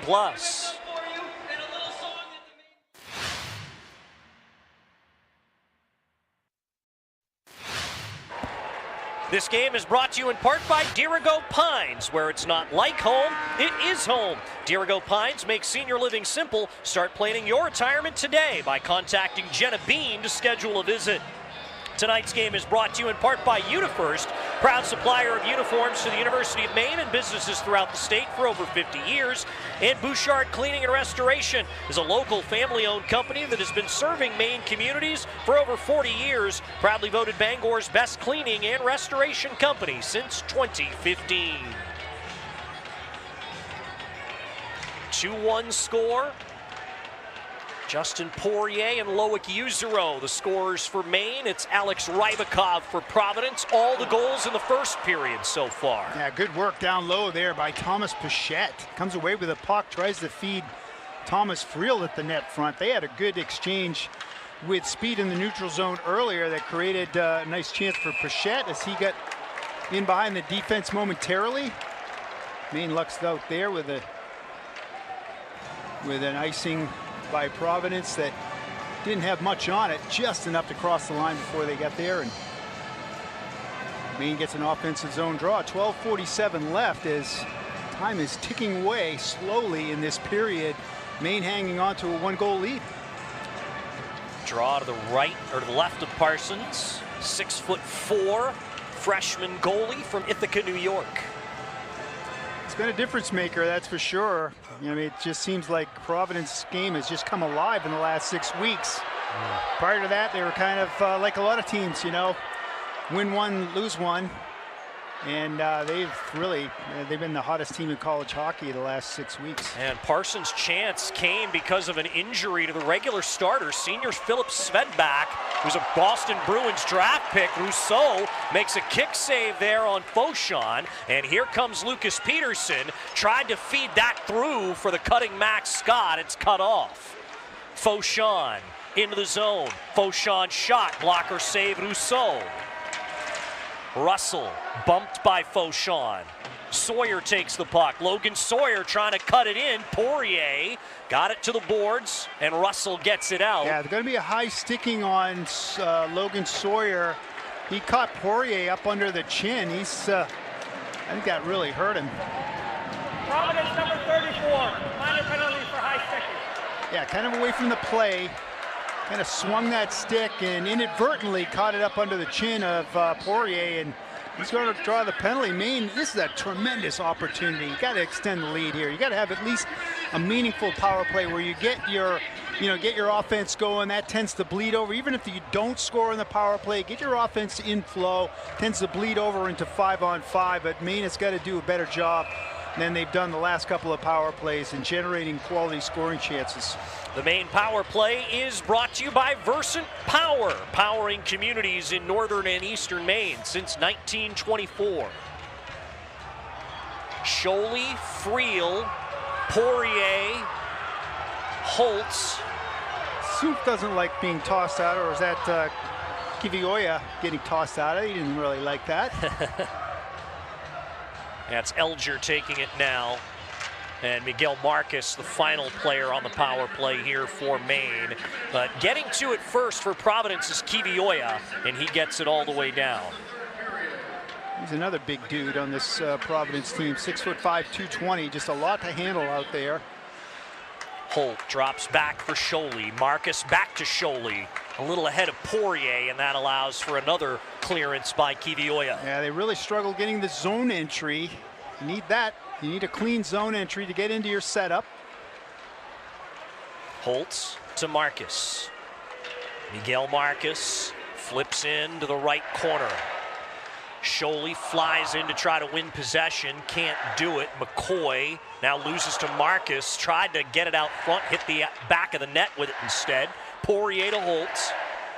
Holt down low for Sholey. Holtz across for Justin Poirier, make that Marcus.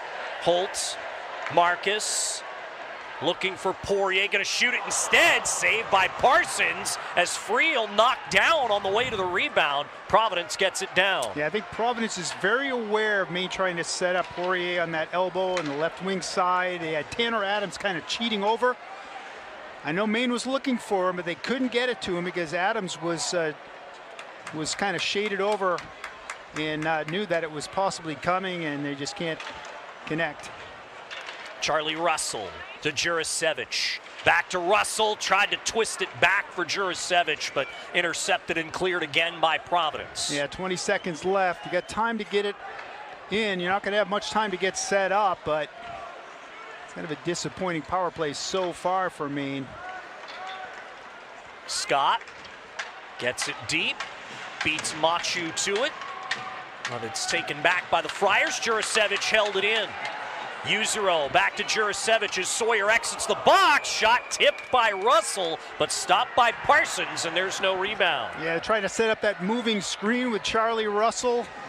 He does get a piece of it, but it's right in the midsection of Parsons. You get another look here from distance, and there's Charlie Russell as he cuts in front of Parsons. Might have gotten a piece of it. Will Giroir standing in there taking some punishment from Machu.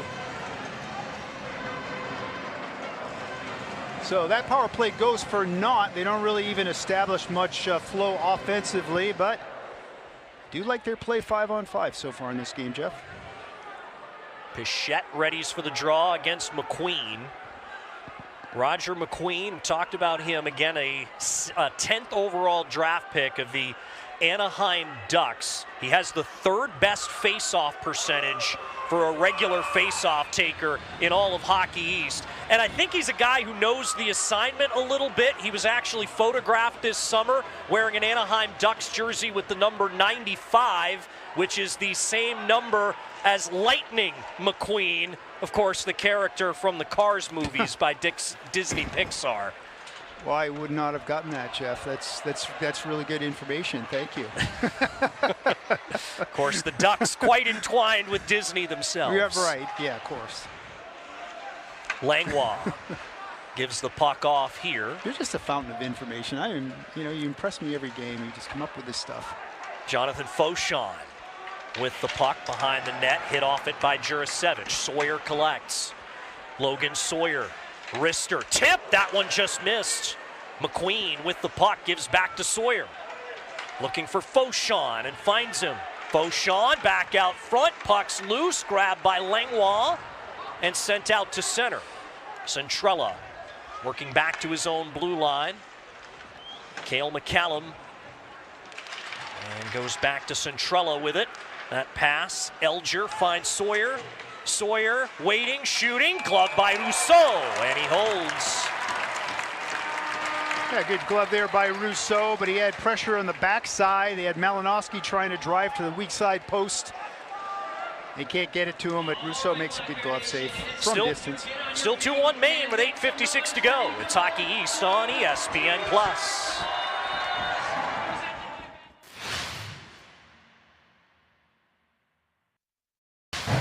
Welcome back into Alfond Arena. Now, just over 10 months ago, the Maine Black Bears won the Hockey East title. They earned themselves some rings. Well, tonight, season ticket holders got their bling. They got a replica ring, and this looks like the real thing. It feels like the real thing. It's as big as the real thing. It's as heavy as the real thing. I just think the diamonds are a replica. Statement replica ring. Now, guys, if you're wondering, this is for Mike, everyone back in the booth, for Jeff.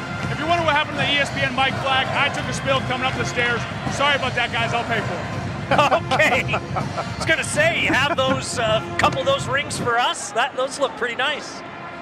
Here it is. See that? Oh, there you go. Look at that. I am a season Mike ticket. has one, of course. I'm a season ticket holder. That looks pretty darn good, that's, Mike. That's I tell what you call what. gaudy. Yes. Gaudy looking. Certainly is. I feel like Tom Brady. Let's just say that ring looks a little bit bigger, actually, than the one I was given when the Lewiston Maniacs won the QMJHL championship in 2007. Got some weight to it, too.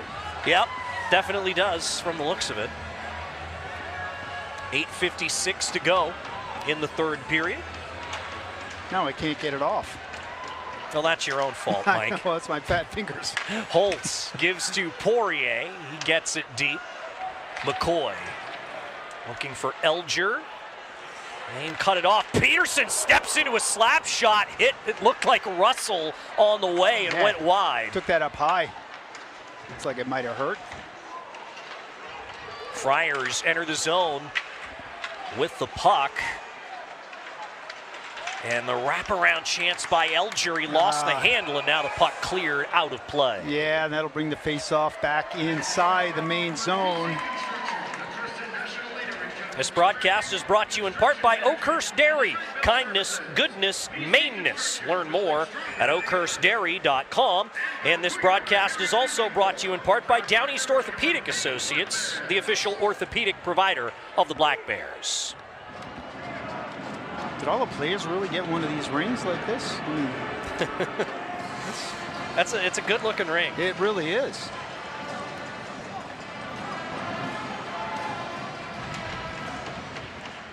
Black Bears, of course, winning their first Hockey East championship in 21 years last season. In fact, the next opponent coming to Alfond Arena is the team they beat for that title, University of Connecticut Huskies, in 2 weeks for a 2-game series. That was quite an atmosphere down there. I mean, so many Maine fans. You look out there, you see so many Maine sweaters with the orange, blaze orange caps, and very conspicuous showing for the state of Maine there. And then you go afterwards, you go across the street to all those bars and whatnot. It's just full of Maine fans, and it's like Maine took over Causeway Street. It's fantastic. Face off here to the left of Parsons. Providence controls on a 6-game winning streak, down by a goal at Alfond Arena in Orono against the Maine Black Bears. Maine looking to jump up the hockey standings with a full 3 points, 8th place entering the night. But an icing call now against Maine. Peluso tried to send away Brock James and misfired, and it goes all the way down the ice. Maine will have to defend, bring it back. They won't be able to change, as we know, but look, those guys have been out there that long. They should be okay. This will be McQueen against Lipinski on the face-off. Couple of big men. Played against each other in the Western Hockey League a year ago. Lipinski with the Vancouver Giants, McQueen with the Brandon Wheat Kings. McQueen with it behind the net.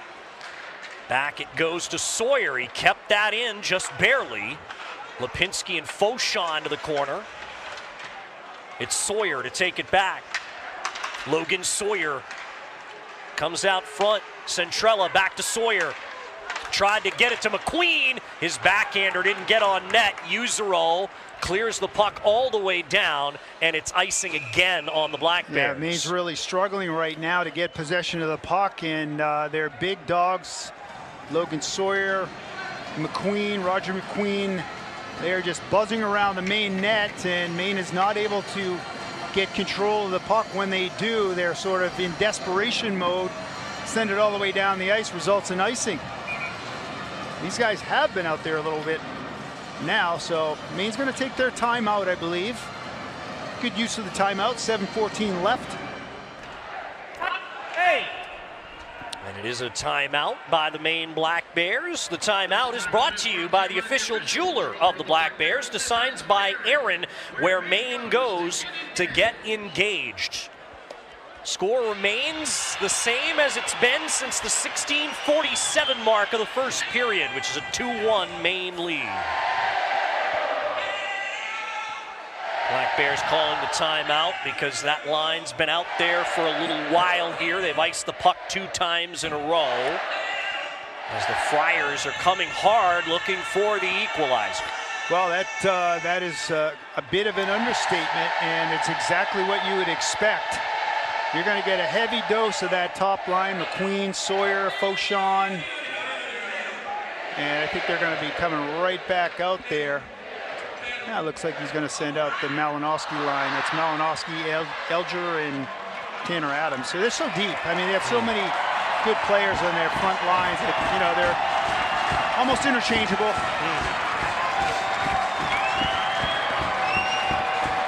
Face-off will be to the right of Matis Rousseau. Komarov against Malinowski.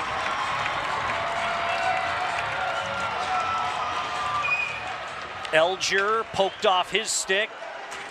Manti couldn't get it by Komarov, who flips it high off glass and into the Providence end. McCallum, D to Quinn Manti. Manti, Komarov tries to rip it away from him. Manti, that could have been a penalty, no call. Knocked down, still got the puck around. Pichette, behind the goal is Friel. Friel shielding it from Malinowski, turns off a skate. Peterson shoots it. That one pinballs around and onto the stick of McCallum, who gets it to neutralize for Malinowski. Good job by Peterson to get there and get it on net. I think this hit the shin pad of Thomas Pichette in front, ricochets away, and they're not able to complete the play. Brandon Holt, Peterson. Now Komarov lifts it out. Will Gerrois goes after it, but Centrella is there first. That was McCoy shooting ahead, poked away by Maine and back to center. Julius Sumpf in front of the Providence bench, backhanded in by Miguel Marcus. Centrella as we go below 6 minutes to play. On the puck here, John Mustard to Centrella. Marcus trying to get it off him. Sumpf. Now Mustard shot, gloved down by Rousseau, and he holds again. We've got 5:40 to go in the third period. Maine holding tight to a 2-1 lead on Providence. This is Hockey East on ESPN+.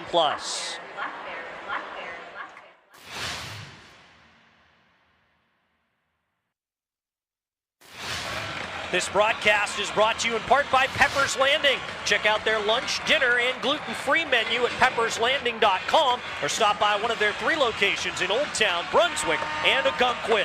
Hammond Lumber Company is a 4th-generation family-owned company with 34 locations and over 1,200 employees across Maine and New Hampshire. For more information, stop in or visit them online at hammondlumber.com. And the Maine, New Hampshire Border Battle, presented by Buffalo Wild Wings, is the hottest rivalry in college sports. Visit goblackbears.com/border battle for updates and special offers all season long. Buffalo Wild Wings, wings, beer, sports. From the Twin City Tire and Service broadcast booth, need tires or auto service? Head to Twin City Tire and Service on Wilson Street in Brewer. Online at twincitytireme.com or call 207-989-TIRE. Alongside Mike Toole and our rink reporter Jack Webb, I'm Jeff Mannix. A 2-1 Maine lead on Providence. 5.5 minutes left in this big Hockey East single game weekend for both teams. Centrella down the left wing boards behind the goal line. Centrella trying to get it back out front. He'll pick up the puck himself. That one pinballs toward the net. Didn't get to Rousseau. Centrella falling down, couldn't keep the puck in the zone. Pichette gains the red line, bounds that in on Parsons. He feels it and covers. Good job by Pichette. Get it down ice. You got to gain the red. You don't want to ice the puck again at this stage of the hockey game. He's got numbers, or at least one guy down there. That's Thomas Friel. Watches Pichette works to get up over the red line, and then he just sends it in. This puck kind of skips in on Jack Parsons as Friel's looking for a little bit of loose change. Pays the price for standing in front of the opposing goaltender when he has the puck. Another offensive zone face-off for Maine. Max Scott, their best face-off man, will take it. Opposed by Alexi Kivioya.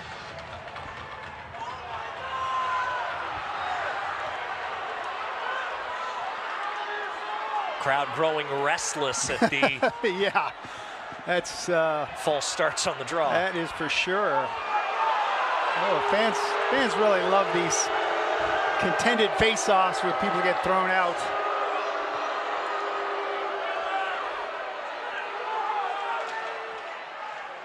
As Providence controls the draw, it's McCoy sending ahead. Shot in by Clint Levins. Peterson is to it first. And Kivioya to Rybakov. The shot by McCoy. Glove down by Mathis Rousseau. Today's game is brought to you in part by Northeast Driving School, the #1 school in the driving school in the greater Bangor area. Online at bangor-driving-school.com. Here's another look at the shot in from the right point. They go D to D.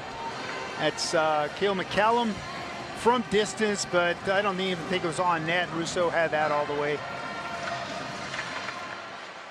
Maine won that D-zone draw. Langlois to Russell. Russell gets it in. First to it for Providence is Alex Rybakov. Rybakov comes out with it. He is their goal scorer tonight.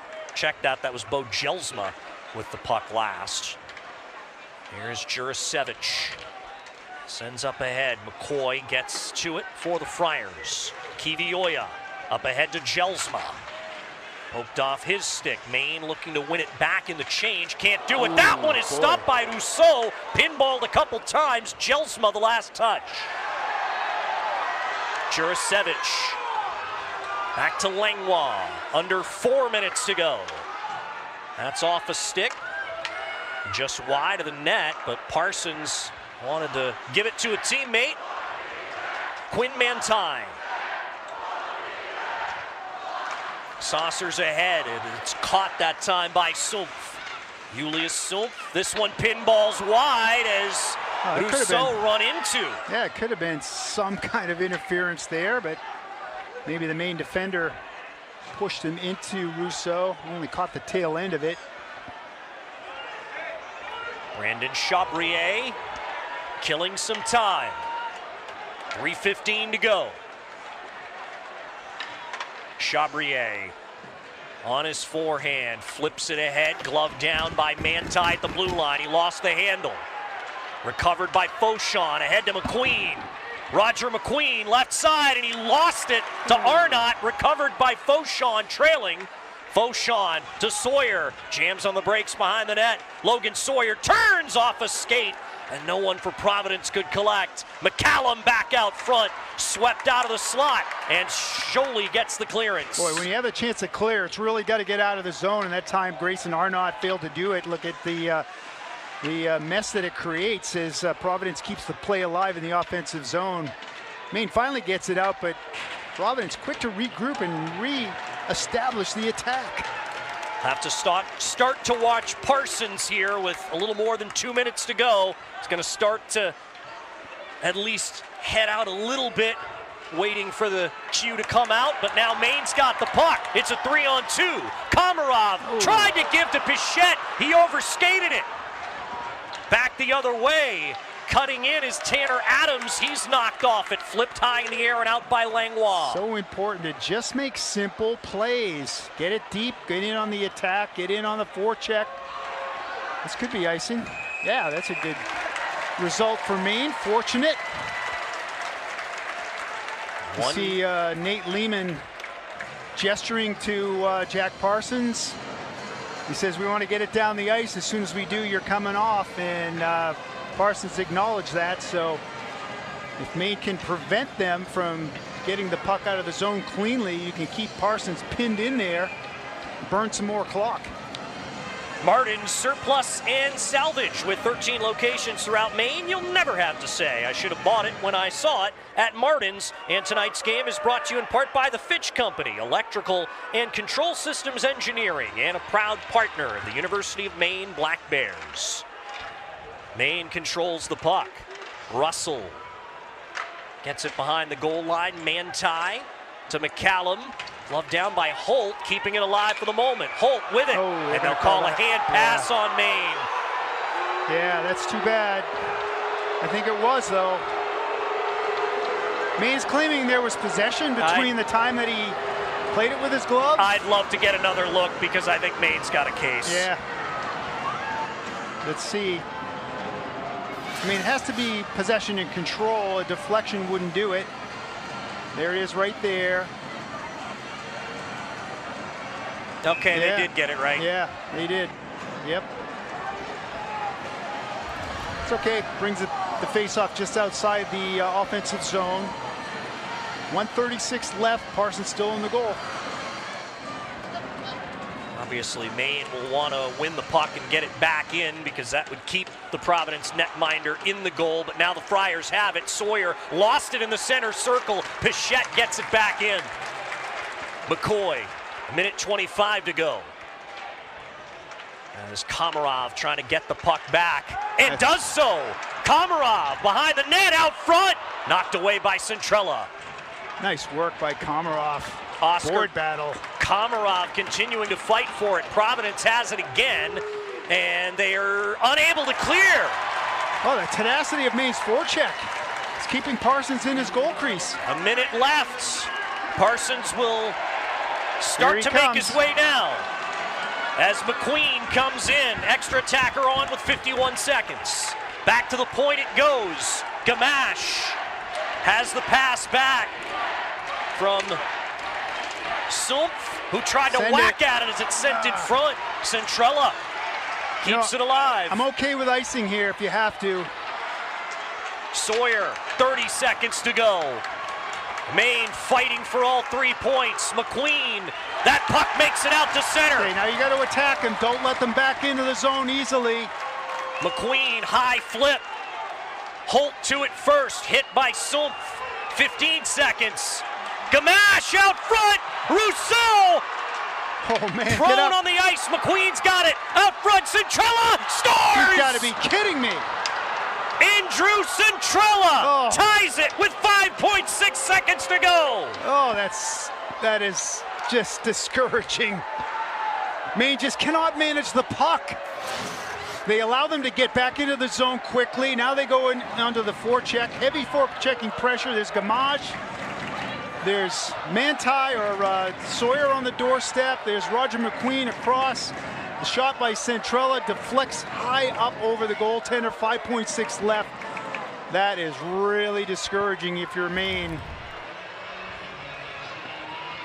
That really hurts. Centrella. So obviously we're going to overtime. Oh, man.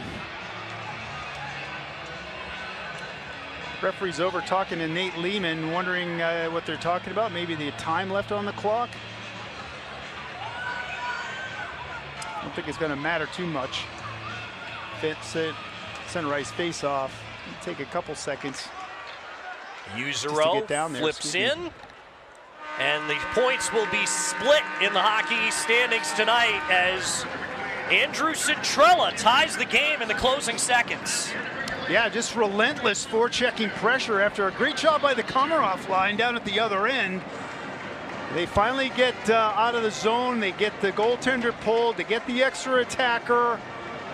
They apply the pressure to Maine. Maine can't manage the puck. They can't get it to a soft area. If you can't clear it out, you got to get it to an area where they can't go right to work on it. And then unfortunately, it gets to the net front. Centrella comes down from his left point position and just chops at this puck, shot it. I think it deflected off somebody who was down in front of the net, and it popped up high over Rousseau and tied this hockey game. So, oh boy. Overtime is next. The Maine Black Bears and Providence Friars tied at 2. It's Hockey East on ESPN+.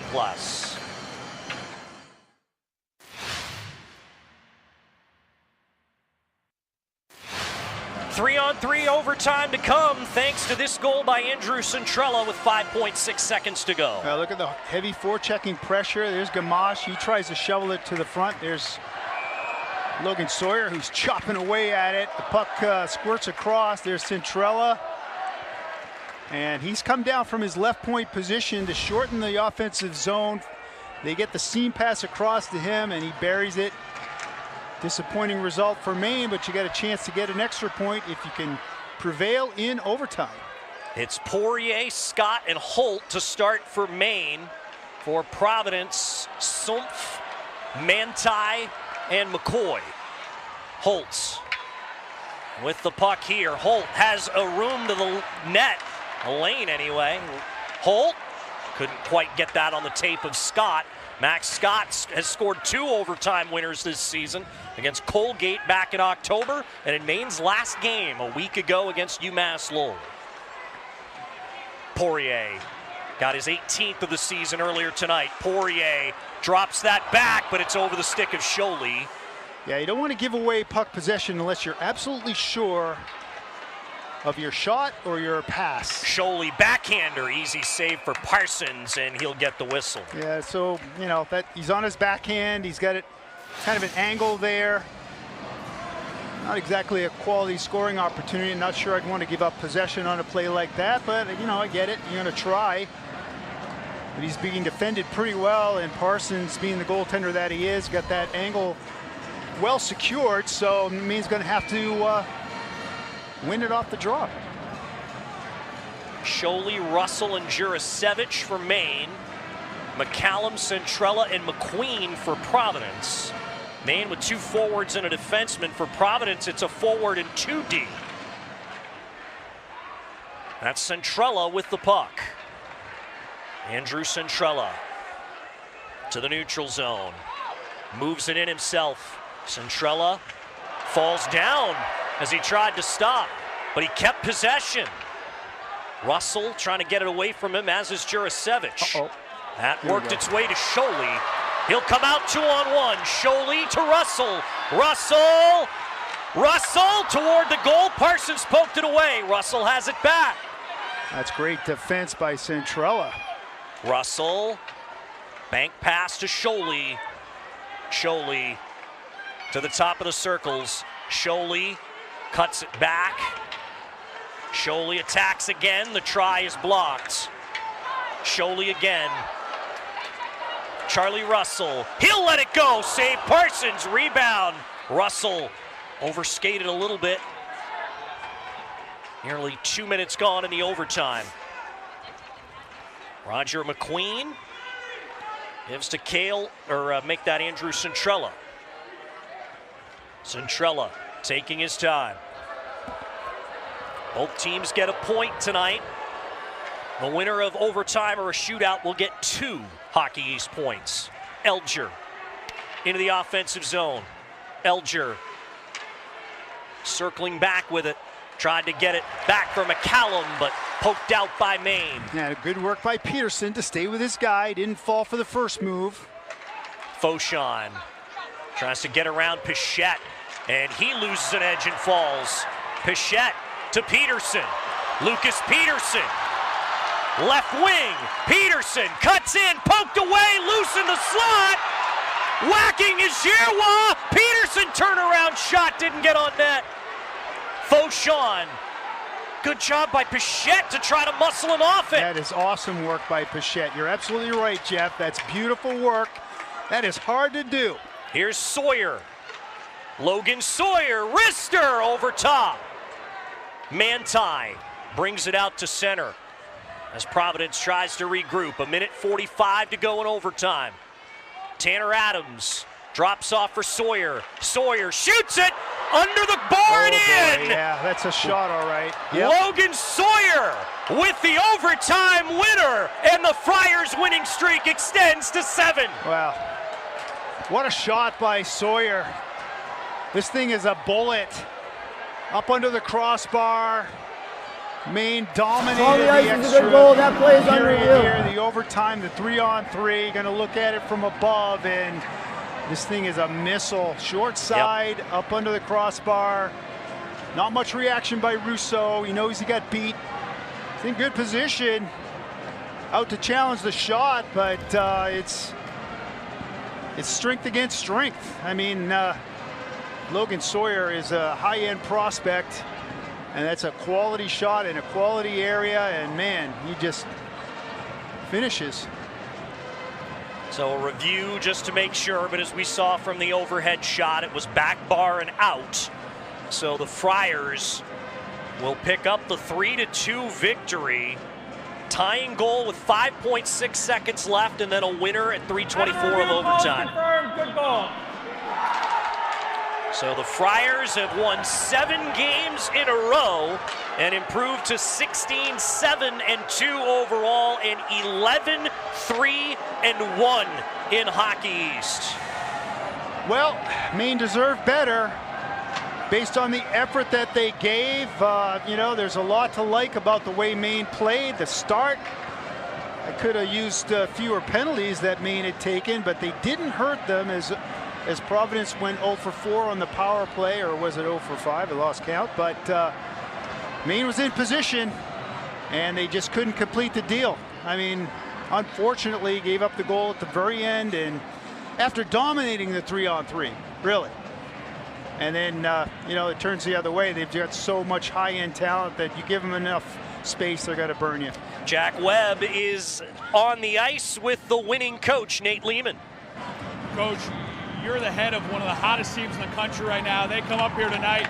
Didn't feel like you had your best game. You steal one at the end. What can you say about your team's resilience? We didn't have our best game because Maine was working so hard. Got to give a lot of credit to Maine. I thought there were a lot of battles, a lot of stick battles that they were just coming up with.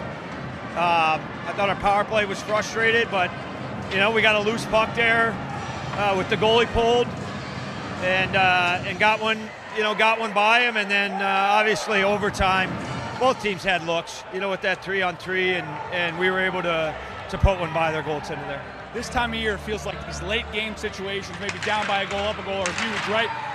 Getting a goal like that with 5 seconds left, what's it do for your team's confidence in those moments? Well, I mean, you know, it's good for our guys. We just kept going. In the third period, the bench started coming alive, you know, and in the third period, we really, like, the guys were starting to get to our game. I thought our fourth line gave us a tremendous shift with like 4 minutes to go. And, you know, we couldn't win faceoffs either. I don't know. There were a lot of things I thought Maine did better than us tonight. But, you know, at the end of the day, a couple of our pucks find the back of the net, and we get one and get to go, you know, try to close it out here in Hockey East. You're certainly rolling. How do you build on it? I don't know. You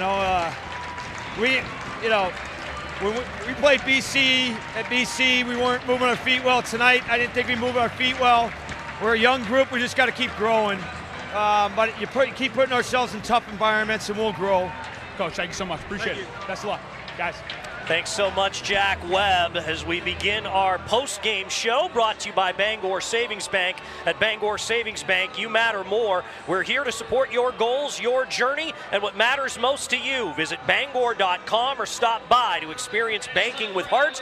Bangor Savings Bank, member FDIC, equal housing lender. Well, Maine was so close to picking up the full 3 points here, and they'll only have to settle for one. Yeah, it really slipped through their fingers at the end. I mean, Providence has just so much talent. You heard Nate Lehman talk about his fourth line. Well, we talked about how deep this team is. I mean, they're good top to bottom, and you just can't go to rest on them. Although I don't think that's what Maine did. They got a little bit of, you know, misfortune there at the end, as they just couldn't manage the puck, get it corralled, send it out. I really thought they did a great job in the offensive zone at the end of the game. The Komarov line, that was tremendous work by Komarov, Pichette. Those guys, they really outworked them, and their coach said it. At times, Maine was really working so hard, frustrating Providence, but Providence, that high-end talent, when you combine that with hard work, it's really just a winning formula. And it's just, again, I'm saying it, I'm repeating myself, it's so unfortunate that it was right there at the very end and it slipped through Maine's fingers. I really thought they had the better looks in the 3-on-3. Maine plays a very good 3-on-3 game. That overtime really favors them. They have the players that really understand what needs to happen. You need to maintain possession of the puck unless you're absolutely sure that you can complete a play and get the puck through on net and a quality scoring opportunity. So Maine had plenty of good looks, but just at the end, you know, that talent, Logan Sawyer, he's a high-end talent. There's no doubt that shot was a missile. I think that would have beaten a lot of goaltenders. Yeah, most certainly would have. Sawyer's been a hot player this month. As on the winning streak, he's now got 6 goals over this stretch. So he is certainly doing the job. And Providence takes sole possession of first place in Hockey East once again with this win, moving 2 points clear of Boston College, who's idle tonight. Of course, they're playing their Beanpot semifinal on Monday at TD Garden against Harvard. Maine's up to 22 points, but they'll remain in 8th place tonight because Merrimack picked up a point as well for a tie and a shootout loss at New Hampshire. Yeah, would have been great to have 3 points that would have pushed them up. And, the teams around them are so bunched up, and it always is true at this time of year. A 3-point night has the ability to really move you up a notch or two in the standings, and to see it slip through their fingers at the very end, that's tough. But Maine's got to hold their head high. They really played a good game. They checked a lot of the boxes that I talked about that were so important. They played responsibly for the most part, mostly disciplined. Took a couple of penalties, I think, that were ill-advised for sure, but they had the great start. They built on it. They came back from getting it tied at 1-1. They came back at 2-2. They just couldn't extend the lead that give you a little bit of breathing room. And then as Providence got their game together late in the game, it just became too much for Maine to handle. So with the loss, Maine is now 14-10-2 overall and 8-8 in Hockey East. The Black Bears only play one game next weekend. It's on the road at Boston University on Friday at 7 o'clock. ESPN Plus, of course, will have you covered for that. The next time the Black Bears are home is February 13th.